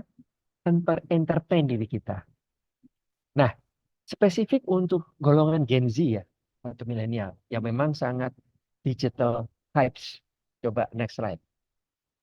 Kita di Indonesia di ruang digital nasional saja, itu kalau tadi 8 jam 52 menit, justru gen digital ini mereka itu menggunakan rasa-rasa untuk media sosialnya saja, mereka bahkan 6 jam per hari. Dan 35%-nya adalah pengguna internet aktif. Dan dari media sosial, itu yang kita catat adalah 83% itu di Instagram, 76%-nya ada di Facebook, 73%-nya di YouTube, kemudian TikTok ada 67%, bahkan Twitter juga 64%. Next slide. Sementara kalau kita lihat di negara lain, mereka juga bermain medsos. Tapi sebagian mereka itu selain medsosnya dibagi juga. Mereka bermain di media sosial, tapi juga mereka mencari apa itu jaring internet, akses internet untuk apa? Mencari informasi dengan search engine. Dan mereka juga gunakan untuk berkomunikasi, gitu loh. Komunikasi tentunya dengan teman yang jaraknya dengan jauh. Dalam rangka apa? Dalam mengkonfirmasi tadi informasi. Mereka gunakan search itu apa? Untuk edukasi, untuk apa itu kreasi, untuk research, dan juga mencari inovasi. Nah, inilah yang perlu kita dorong. Karena apa? Kalau kita hanya bermedia sosial tanpa untuk melakukan yang lain, menjadi kita tidak produktif. Nah, konteks yang saya bijak ini juga harus berpikir menjaga ruang digital yang konstruktif, produktif, dan apa tuh inovatif. Nah, seperti apa yang positif dan inovatif? Seperti apa? Nah, kita lanjut aja dulu sebentar. Satu hal yang perlu kita waspadai supaya kita bijak terhadap distorsi di jagat digital. Next slide, please. Kita tahu tadi bahwa 42% masyarakat Indonesia itu mencari pembenaran, dan dari pembenaran tersebut 42% masyarakat itu tuh justru percaya yang namanya tadi disinformasi. Jadi ada misinformasi, disinformasi, dan malinformasi. Kalau disinformasi itu adalah informasi yang keliru, tapi yang menyebarkannya percaya bahwa ini benar, tapi dia tidak bermaksud untuk menyesatkan gitu loh. Misalkan ada yang mengatakan kalau misalkan contoh nih, kalau saya lihat kalau di ada mengatakan kalau menggunakan bawang putih taruh di kuping itu bisa menurunkan panas. Nah, dia sharekan seperti itu. Nah, padahal ini belum teruji secara ilmiah. Bahkan kalau saya juga lihat beberapa drama Korea tuh, orang kalau sakit kepala, dia ikat kepalanya dengan kain putih. Itu juga bagian daripada, saya melihat itu sebetulnya misinformasi. Tapi karena itu sudah menjadi kebiasaan, dia pikir adalah suatu hal yang benar, nah dia lakukan itu. Nah, inilah juga hal sama. Tapi ada lagi yang berbahaya, itulah disinformasi. Yaitu memang itu sesuatu yang salah, dia sengaja melakukannya dan menyebarluaskan. Dan lebih berbahaya lagi adalah malinformasi. Seakan-akan itu benar, dia ambil sebagian, kemudian sebarkan, tapi tujuannya itu apa? Untuk merusak kepentingan publik, untuk mengganggu kepentingan publik, demi kepentingan pribadi saja. Contohnya banyak. Misalkan ada demo kerusuhan, ya, dia menyatakan ini ada demo, padahal kejadian itu beberapa tahun yang lalu, tapi dikaitkan dengan konteks yang ada sekarang. Misalkan bansos rusuh, padahal bansos jadi itu bahkan bisa jadi video bansosnya itu cerita di negara lain, di Malaysia atau di Thailand, karena terus nggak jadi agak diplot, bicara ini rusuh bansos di sini sampai orang gebuk-gebukan. Nah, ini satu hal yang juga harus hati-hati dan sering itu menjadi dipercayai. Nah, lebih berbahaya lagi sekarang dengan adanya teknologi yang makin maju, artificial intelligence misalkan, dia memanipulasi audio dan video. Bahkan saya minta seperti bicara seperti ini, seakan-akan saya menyampaikan dengan latar belakang tadi video yang ada. Padahal saya tidak bicara seperti itu. Ini juga satu hal yang perlu dicermati. Bahkan saya pernah menerima juga. Ini di Cina sudah mulai adakan layanan iklan masyarakat atau ILM untuk mencegah, yaitu penggunaan tadi Vicol dengan karena mereka sudah masuk dari 5G ke 6G, mereka mudah. Jadi hanya masalah data, tapi di mereka juga adalah masalah gambar. Seakan-akan di dalam video call itu saya yang bicara. Nah, saya bicara sama orang tua saya, ibu saya, yang kemudian saya bilang, Bu, saya nih anak sekolah, saya ini lagi di luar. Saya bekerja sekolah, kebetulan kos di luar kota, saya butuh uang, tolong ditransfer. Gitu loh, segala macam. Oke, sebentar ya. Nah, saat dia udah ngobrol, tapi ibu lagi masak dulu, udah selesai. Nah, ya cepetan dong Bu, cepetan, dibilang begitu. Tapi kemudian setelah ibunya mau transfer, bunyi bel TikTok, siapa sih ini? Pas dilihat, loh, karena datang. Bu, saya datang. Karena saya nggak punya, ya udah saya pulang aja nih. Loh, jadi yang minta uang siapa? Hah? Siapa? Saya enggak kok. Coba ternyata wajah itu adalah wajah anaknya. Nah, ini satu hal bisa dimanipulasi, harus kita makin cermat gitu loh. Nah, hal-hal seperti inilah sebetulnya pemerintah bersama komunitas, ada yang beberapa tuh kreasi, itu juga mencegah untuk tadi turn back hoax, atau kita mencegah anti hoax semacam itu untuk mencegah masyarakat. Nah, terkait dengan tadi konten-konten negatif, ada beberapa yang selama ini pemerintah sudah lakukan untuk mengendalikannya. Nah, pertama yang khususnya di Indonesia ini, pertama yaitu situs perjudian. Itu luar biasa. Jumlahnya lebih dari 1,4 juta yang sudah diblokir oleh pemerintah. Baru kemudian pornografi. 1,2 juta konten pornografi. Dan sekarang itu konten pornografi dan konten perjudi atau judi online itu saling saya mengatakan saling bekerja sama. Saling dia berkolaborasi supaya apa? Supaya itu tadi, kalau ada orang tertarik, dia langsung masukkan ke sana. Demikian sebalik. Dan mereka yang sekarang itu bisa nempel ke situs-situs resmi, walaupun sifatnya sementara, yang saya katakan ghosting. Nah, baru yang masuk kemudian penipuan, baru hak kekayaan intelektual, baru konten negatif lainnya. Hoax dan itu ada, tapi hoax dan ini kan harus berdasarkan laporan. Tapi yang kita lakukan, atau yang pemerintah selama ini lakukan, itu adalah dengan melakukan blokir ini. Nah, blokir itu ada, istilahnya konten negatif itu ada beberapa motivasinya. Jadi cenderung orang itu pertama jelas masalah ekonomi. Nah, ini jangan sampai kita juga terjebak hanya karena kepentingan orang lain, ya, kepentingan ekonomi orang lain, kita seakan-akan berkontribusi untuk dia memperoleh tadi uang, dalam bahasa kata uang haram, atau uang yang istilah pendapatan yang tidak baik. Dia sengaja melakukan itu supaya terjebak. Nah, kita harus hati-hati jangan sampai terjadi itu. Ada juga cenderung kesenangan dia mencari kambing hitam. Bisa juga memecah belah karena dia tidak suka. Bahkan ada sifatnya tadi kriminalisasi, artinya karakter assassination, membunuh karakter orang. Nah, ini hal-hal yang perlu dicermati. Oleh karena itu, saat ini kami melihat ya, khususnya dari pemerintah melihat itu banyak lakukan terus percepatan literasi digital. Mulai ada 4 pilarnya. Kecakapan digital, keamanan digital, etika digital, dan budaya digital. Dan kesemuanya ini ada modulnya. Bisa dilihat di websitenya Kominfo ataupun di Cyberkreasi, punya komunitas. Dan masing-masing ini tuh ada. Kalau kecakapan di keamanan harus mulai dari diri sendiri. Yang kemudian dari sendiri itu kita mulai sebarkan pemahaman kita mengenai digital, kapabilitas kita, termasuk bagaimana kita mencari keamanan. Tapi di sisi lain, kalau kita berbicara tadi etika dan budaya digital, itu harus secara kolektif dilakukan, tidak bisa secara individu. Oleh karena itu, untuk menciptakan budaya digital yang baik, berisi konten yang positif, ruang digital yang sehat, itu harus dilakukan secara bersama-sama.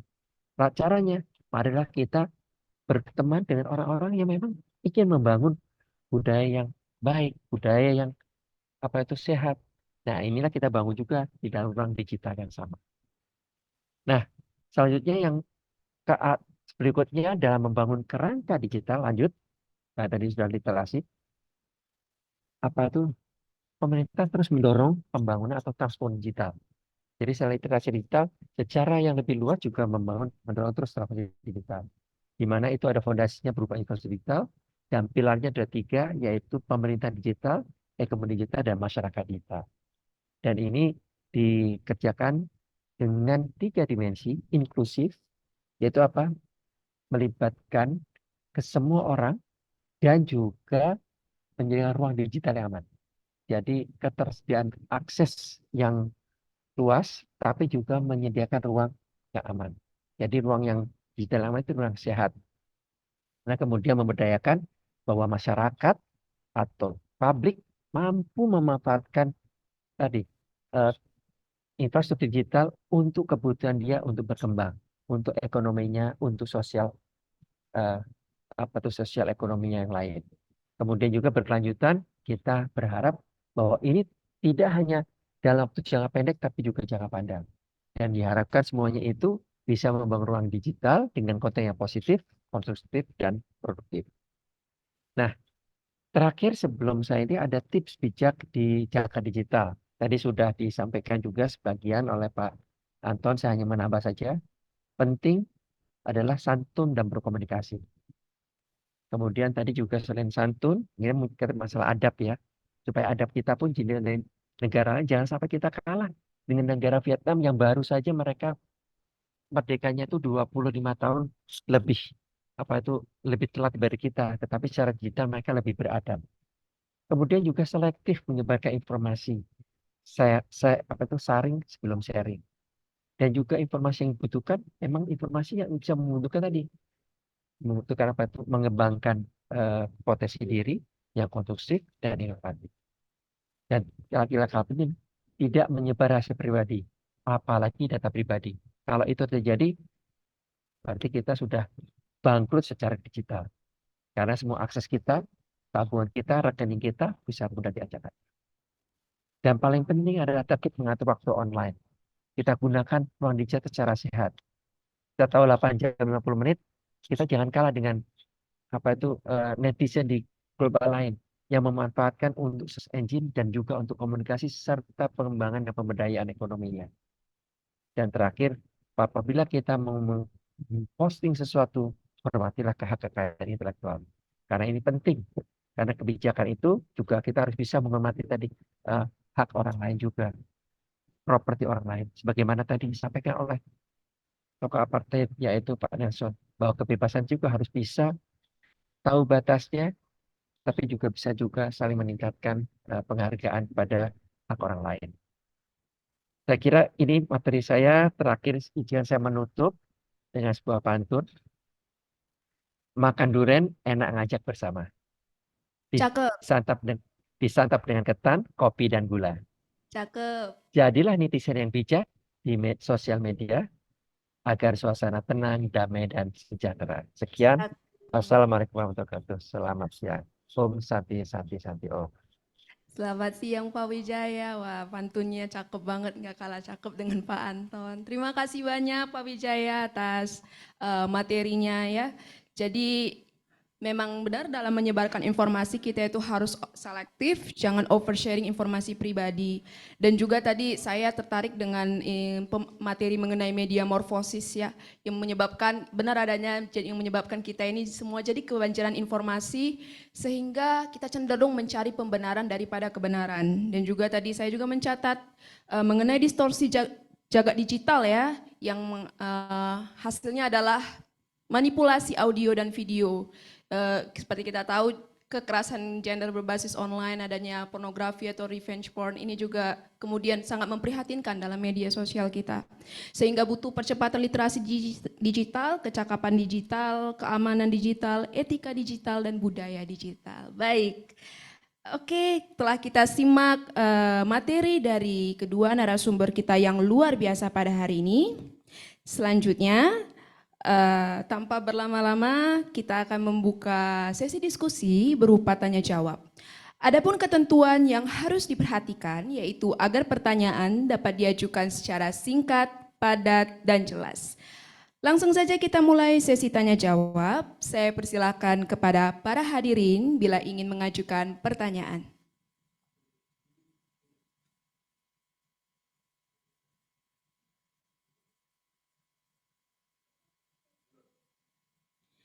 Baik, kami sudah menerima beberapa pertanyaan. Pertanyaan pertama dari Saudari Rila, selamat siang.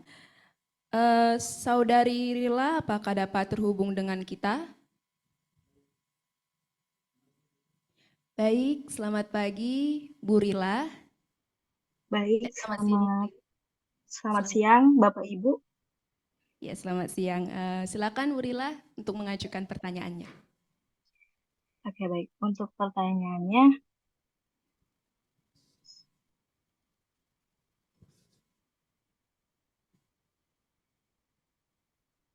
bagaimana pengaruh media sosial terhadap kehidupan sehari-hari dan apa saja dampak positif dan negatif media sosial terhadap masyarakat? Terima kasih. Terima kasih Bu Rila. Jadi saya ulang pertanyaannya. Pertanyaan dari Bu Rila adalah bagaimana pengaruh media sosial terhadap kehidupan sehari-hari serta apa saja dampak positif maupun dampak negatif media sosial terhadap masyarakat. Jadi itu pertanyaan dari Bu Rila. Mungkin saya izin beri kesempatan untuk menjawab dan menanggapi pertanyaan dari Bu Rila. Mungkin saya berikan kesempatan pertama terlebih dahulu kepada Pak Anton Zulkarnain untuk memberikan jawabannya. Terima kasih. Baik, terima kasih Mbak Naomi. Pertanyaan dari Bu Rila luar biasa ya, sangat bagus terkait dengan bagaimana pengaruh media sosial terhadap kehidupan sehari-hari. Nah ini mohon izin Pak Wijaya memberikan jawaban terlebih dahulu. Terkait dengan pengaruh kehidupan kita, tentunya dari media sosial kita banyak ini ya, pertama informasi. Nah, jadi kalau selama ini mungkin kita terlambat informasi dengan media sosial, kita bisa lebih banyak atau lebih update dari informasi yang kita dapatkan. Itu terkait dengan apa ya istilah pengaruh media sosial terhadap kehidupan sehari-hari. Nah, dampak positifnya ada banyak ya, Bu Rila dan teman-teman sekalian. Dampak positif dari media sosial ini selain tadi informasi, sebenarnya kita juga bisa menambah korelasi ataupun relasi ya, menambah relasi dan juga menambah teman dan juga menambah kalau kalau misalkan teman-teman yang berbisnis bisa menambah mitra bisnis ya. Kalau misalkan teman-teman juga yang punya komunitas bisa nambah komunitas nih dalam media sosial. Sekarang ada banyak nih kalau misalkan teman-teman yang punya akun YouTube sekarang kan sudah banyak komunitas-komunitas bagaimana membuat YouTube ataupun membuat konten-konten yang baik, baik itu di YouTube, TikTok ataupun di Reels di Instagram. Nah itu sebagai contoh dampak-dampak positifnya. Sebenarnya masih banyak lagi ya, seperti saya sampaikan tadi di awal ada banyak dampak positifnya. Tadi Pak Wijaya juga sudah menyampaikan selain dari koneksi, konektivitas, relasi, dan juga untuk bisnis juga sangat-sangat ini ya mempunyai dampak positif. Mungkin itu Mbak Nomi bisa saya sampaikan, kurang lebih mohon maaf. Saya kembalikan.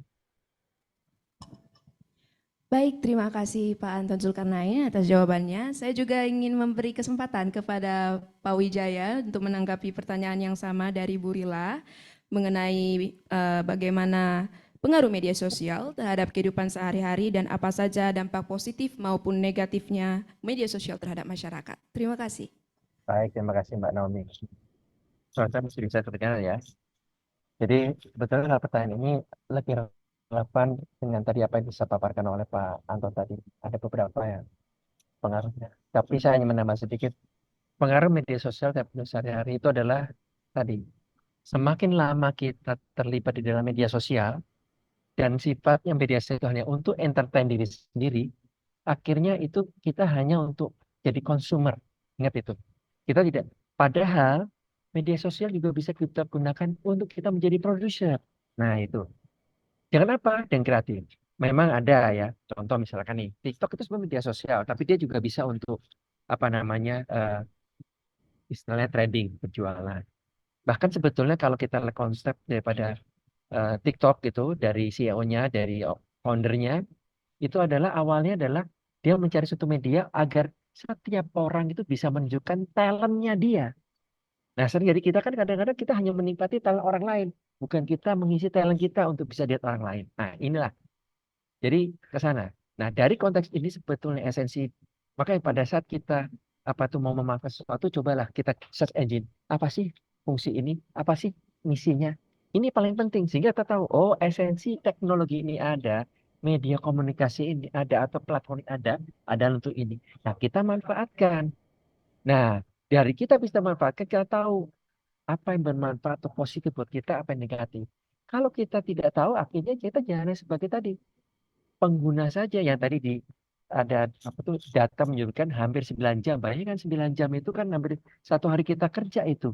Kita habis hanya untuk mengisi tadi dan isinya entertain bukan untuk mendevelop konsumsi kita.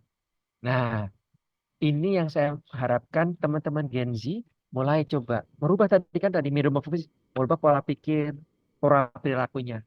Jangan lagi seperti dulu, tapi kita gunakan untuk yang lebih produktif. Saya kira itu saja dari saya. Terima kasih. Terima kasih kepada Bapak Wijaya. Jadi benar sekali ya hadirin sekalian, jawaban dari Pak Anton maupun Pak Wijaya. Daripada kita terlalu terfokus pada dampak negatifnya, lebih baik kita gali gitu potensi kita dalam bermedia sosial. Bisa digunakan seperti tadi kata Pak Anton untuk relasi dan bisnis, bisa juga untuk mengasah kreativitas kita daripada menjadi konsumer. Lebih baik kita menjadi produsen, pencipta inovasi gitu untuk menciptakan, menunjukkan bakat kita, talent kita. Jadi seperti itu jawabannya. Terima kasih kepada Pak Anton dan juga Pak Wijaya telah memberikan jawaban dan terima kasih juga kepada Saudari Rila telah memberikan pertanyaan yang sangat bagus ini. Terima kasih. Selanjutnya pertanyaan yang ini pertanyaan terakhir ya, pertanyaan kedua dari Saudari Yulia. Selamat siang Bapak Bu Yulia, apakah dapat terhubung dengan kami?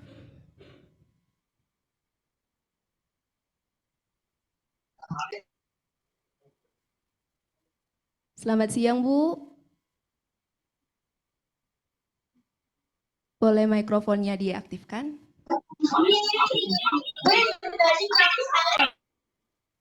Selamat siang Bu Yulia.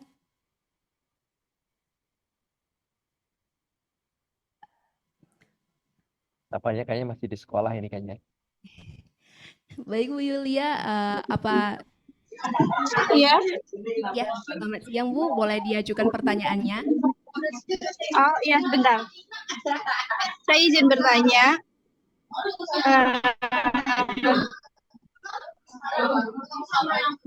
Sebentar ya Pak. Saya izin bertanya, apa saja tips menjadi netizen cerdas di media sosial? Baik, terima kasih Bu Yulia untuk pertanyaannya. Baik, pertanyaannya singkat, padat, dan jelas. Bagaimana menjadi netizen yang cerdas di media sosial? Baik, langsung saja saya berikan kesempatan kali ini kepada Pak Wijaya terlebih dahulu untuk memberikan jawabannya. Silakan Pak Wijaya. Nah, sebetulnya kalau tadi Mbak atau Bu Yulia itu mencermatin slide saya terakhir tadi ada tips bijak dan cerdas nih. Itu kan ada pertama untuk bisa bijak dan cerdas atau cerdas itu santun dan berkomunikasi. Kenapa saya katakan santun itu bagian cerdas? Karena orang yang cerdas dia tahu cara berkomunikasi yang baik. Dia tahu kapan berbicara yang baik. Nah, jadi ini bagian daripada adab ini karena kesantunan itu syarat awal. Jadi adab itu syarat awal kalau kita mau melakukan sesuatu. Kalau kita saya tidak bicara masalah kebiasaan ya. Ada orang bicaranya keras berdasarkan demografi atau geografinya, misalkan di wilayah teman-teman di wilayah utara Sumatera misalkan sebagian itu ada yang biasa bicara keras. Tapi kan keras bukan berarti tidak santun dan berkomunikasi. Pak Sianipar ini kan pasti juga dari wilayah utara nih. Tapi kita lihat dengan tata cara bicaranya santun. Ini kan menunjukkan beliau itu bagian orang yang cerdas sebetulnya. Mohon maaf Pak, saya mengambil contoh biar lebih masuk. Terus juga tadi selektif menyebar informasi. Nah, itu cerdas supaya kita tidak mudah. Karena kita apa? Membentengi diri kita. Gitu loh. Ini bagian cerdas. Kalau tidak cerdas, kita apapun kita ambil. Dan paling penting, salah satunya, kita tidak menyebarkan hal yang seperti pribadi. Yang umum-umum aja. Nah, karena media sosial ini kan ruang digital yang siapapun bisa masuk. Jadi berteman pun saya tidak mengatakan berteman harus memilih, tapi selektif supaya yang hal pribadi itu tidak untuk publik. Karena memang itu kita harus menjaga privasi kita. Nah, salah satu pentingnya cerdas, tertib mengatur waktu online. Jadi kenapa penting? Nah, kita harus tahu kapan waktu makan, kapan waktu tidur, kapan waktu membaca, waktu untuk ini penting. Jangan sebagian besar kita habiskan untuk bermedia sosial. Nah, ini saya katakan juga tertib waktu. Kalau kita tahu di negara barat mengatakan waktu adalah uang, time is money. Di kita ada yang mengatakan di salah satu keyakinan yang banyak diyakini oleh masyarakat Indonesia. Tahu apa? Waktu kalau tidak makan adalah kita seorang yang merugi. Nah, inilah yang harus kita cermati. Jangan sampai kita jadi orang-orang yang merugi karena kita tidak bisa mengatur waktu dengan baik. Gitu. Nah, terakhir kita juga menghormatin hak orang lain itu cuma hak kita, hak intelektual orang lain sebelum kita mengutip dan mengadopsinya. Jangan lupa kita harus mengatakan menunjukkan kutipan kita. Kalau nggak kita kutipan kita kan anggap kita menjiplak. Nah, itu kita tidak cerdas, kita plagiat. Saya kira itu tips simpel dari saya, mudah-mudahan bisa diterima dengan baik. Sekian, terima kasih. Terima kasih kepada Pak Wijaya atas jawabannya. Jadi benar ya teman-teman, harus selektif dalam menyebar informasi yang umum-umum aja, dalam artian informasi pribadi janganlah jadi konsumsi publik ya. Dan juga time managementnya dalam menggunakan sosial media serta menghormati hak intelektual orang lain dan tidak plagiat. Saya juga ingin memberi kesempatan, terima kasih Pak Wijaya atas jawabannya. Saya juga ingin memberi kesempatan kepada Pak Anton untuk memberi jawaban dari pertanyaan yang sama dari Bu Yulia. Tips menjadi netizen yang cerdas di media sosial. Silakan Bapak. Ya, baik. Terima kasih Mbak Naomi dari pertanyaan Mbak Yulia tadi ya. Tips menjadi netizen cerdas di media sosial. Tadi yang disampaikan Pak Wijaya sudah sangat lengkap sebenarnya Mbak Naomi ya. Saya bingung mau nambahkan apa ini ya. Mungkin ini aja ya, kembali lagi ya. Tadi saya mempertegas saja tadi disampaikan Pak Wijaya terkait dengan waktu ya. Jadi kan santun sudah. Jadi Mbak Yulia saya lihat masih muda, tentunya bisa lah untuk bersantun di media sosial, lebih santun tentunya. Kemudian tentang waktu tadi ya sampaikan Pak Wijaya, time is money. Kalau saya bisa mengutip pepatah Arab mengatakan waktu adalah pedang. Nah, jadi kalau dalam waktu adalah pedang itu, jadi kalau teman-teman sekalian, khususnya Mbak Yulia ya tadi ya, bagaimana cerdas dalam media sosial, jangan sampai nanti menghabiskan waktu untuk media sosial. Ada mungkin kalau dari data global tadi kan 8 jam, mungkin ada yang lebih dari 8 jam, mungkin ada 10 jam waktunya untuk scrolling aja gitu kan. Jadi setiap waktu media sosialnya online. Nah, jangan sampai nanti kita malah istilahnya kalau pedang itu kan tajam ya teman-teman sekalian ya. Tajam sampai waktu itu melukai kita seperti pedang ya. Nah, kemudian manfaat media sosial ataupun kegunaannya, tujuannya harus diperhatikan kembali. Apakah hanya untuk informasi, apakah untuk berinteraksi, apakah untuk katakanlah berniaga ataupun untuk berdagang ya. Jadi harus ada tujuan yang jelas. Jadi teman-teman sekalian untuk menjadi netizen cerdas harus harus ditanamkan tujuannya media sosial itu apa. Jangan sampai hanya untuk menghabiskan waktu. Nah, itu kan rugi ya. Jangan sampai kita menjadi manusia yang rugi, kan. Ada istilahnya demi masa gitu kan. Sesungguhnya manusia adalah yang rugi, ya kan. Nah, kembali lagi itu teman-teman sekalian yang bisa saya sampaikan. Mudah-mudahan bisa menjawab, bisa menambahkan dari Pak Wijaya. Terima kasih Mbak Naomi. Saya kembalikan ke Mbak Naomi. Baik, terima kasih banyak Pak Anton. Jadi setuju sekali ya, harus santun dalam bermedia sosial. Dan juga waktu adalah pedang, jangan terlena dengan scrolling aja gitu. Daripada scrolling, coba gunakan sosial media untuk hal yang positif atau mungkin untuk juga mengasah potensi dan bakat kita gitu untuk disalurkan, dipertunjukkan. Jadi bagus sekali jawabannya. Terima kasih banyak Pak Anton untuk tanggapannya dan Pak Wijaya juga. Terima kasih juga untuk Bu Yulia karena telah memberikan pertanyaannya. Baik, hadirin sekalian, demikianlah acara seminar kali ini yang membahas tentang bagaimana menjadi netizen bijak di media sosial. Sebelum sesi diskusi kita akhiri, saya ingin berikan kesempatan kepada setiap narasumber kita untuk menyampaikan closing statement-nya yang singkat saja. Mungkin dimulai dari Pak Anton ya, untuk memberikan closing statement yang singkat aja Pak. Dipersilakan Pak untuk memberikan closing statement-nya. Baik, terima kasih Mbak Naomi. Luar biasa ya Bapak Ibu sekalian yang kami hormati teman-teman Mas Jawad yang hadir dalam webinar kali ini ngobrol bareng legislator disponsori oleh Kominfo dan juga DPR RI. Telah banyak tadi kita berdiskusi, telah banyak kita tadi mendengarkan paparan dari narasumber kita yang hebat Pak Wijaya Kusuma. Mudah-mudahan kita menjadi netizen yang bijak di media sosial. Pertama tentunya perhatikan ya tujuan utama media sosial, perhatikan waktu dan juga perhatikan etika dalam media sosial.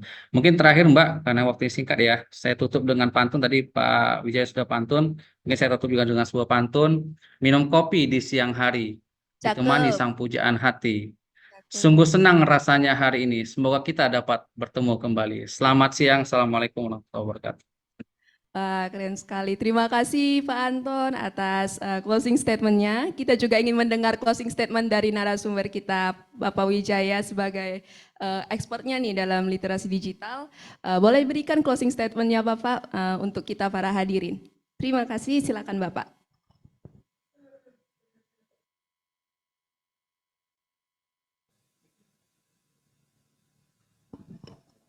Mohon maaf Pak Wijaya, sepertinya mikrofonnya belum dihidupkan. Baik, terima kasih atas kesempatannya. Saya konsisten saya singkat saja. Pertama adalah menjadi netizen yang bijak dan cerdas harus memahami tadi tips-tips yang ada. Jadikan webinar ini kita melangkah lebih baik lagi. Mulailah kita merubah pola pikir kita, pola perilaku kita dengan tadi mencermati tips yang ada. Kedua, jagalah ruang digital yang sehat dan aman, jauh dari konten negatif, tapi isilah dengan konten-konten yang positif, konstruktif, dan produktif. Akhir kata, saya ucapkan terima kasih. Semoga webinar ini bermanfaat bagi kita semua dan memberikan berkah buat semuanya. Sekian, terima kasih. Assalamualaikum warahmatullahi wabarakatuh. Terima kasih Bapak Wijaya atas closing statement-nya. Terima kasih juga sebelumnya pada Pak Anton telah memberikan closing statement-nya untuk kita hari ini. Baik para hadirin sekalian, sekali lagi kami mengucapkan terima kasih kepada para narasumber dan juga seluruh hadirin yang telah berpartisipasi dalam kegiatan seminar kali ini. Akhir kata saya selaku moderator undur diri, semoga kita dapat bertemu kembali dalam sesi diskusi berikutnya. Mari kita sama-sama mendorong literasi digital. Akhir kata, wabillahi taufik wal hidayah, wassalamualaikum warahmatullahi wabarakatuh. Saya kembalikan ke MC. Luar biasa sekali, baik. Terima kasih kepada yang terhormat Ibu Naomi Niken Agustina yang telah memandu jalannya sesi diskusi dan tanya jawab dengan lancar sehingga kita dapat memahami maksud dari apa yang disampaikan dengan baik. Semoga dengan adanya pembahasan tadi dapat memberikan wawasan baru dan banyak hal yang bisa kita terapkan dalam kehidupan sehari-hari sehingga masyarakat Indonesia menjadi lebih bijak dan cerdas dalam bersikap dan bertindak di media sosial. Saya ucapkan terima kasih banyak kepada yang saya hormati, para narasumber-narasumber yang luar biasa hadir pada hari ini, kepada Wakil Ketua Komisi 1 DPR RI Bapak Dr. Randus Utut Adianto yang saat ini diwakili oleh Bapak Arianto Ujarso, kemudian juga Dirjen Aptika Bapak Samuel Abrijani Pangarapan BSI, kemudian saya juga mengucapkan terima kasih kepada pegiat literasi digital yang terhormat Bapak Wijaya Kusuma Wardana STMMIB dan terakhir Ketua LPPM STMIK Jayakarta yang terhormat Bapak Anton Zulkarnain Syanipar MPD. Luar biasa sekali telah menyempatkan hadir dalam kesempatan kali ini. Dikarenakan rangkaian acara demi acara telah selesai, kami persilakan kepada para narasumber untuk meninggalkan Zoom meeting. Kami juga mengucapkan terima kasih kepada para peserta yang telah berkenan dan fokus untuk hadir pada kesempatan kali ini. Peserta yang kami banggakan, demikianlah perjumpaan kita pada kesempatan kali ini. Saya Ali Zafir selaku MC pamit undur diri. Mohon maaf apabila ada kekurangan, Dan izin saya tutup, terima kasih. Wassalamualaikum warahmatullahi wabarakatuh.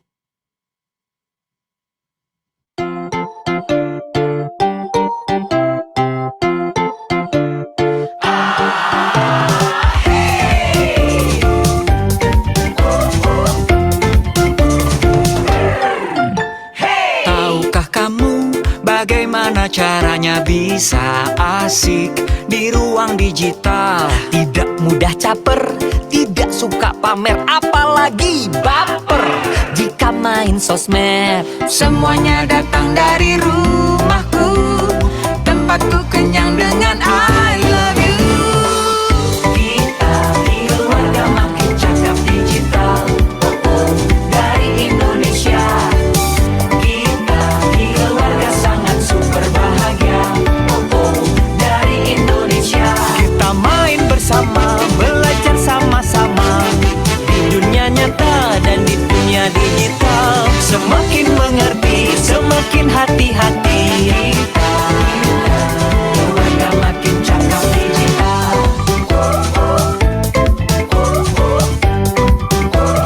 Hey!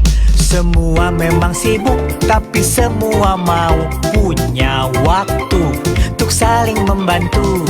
Bekerja sama untuk saling menjaga. Berhati-hati menyaring berita. Semuanya datang dari rumahku. Tempatku kenyang dengan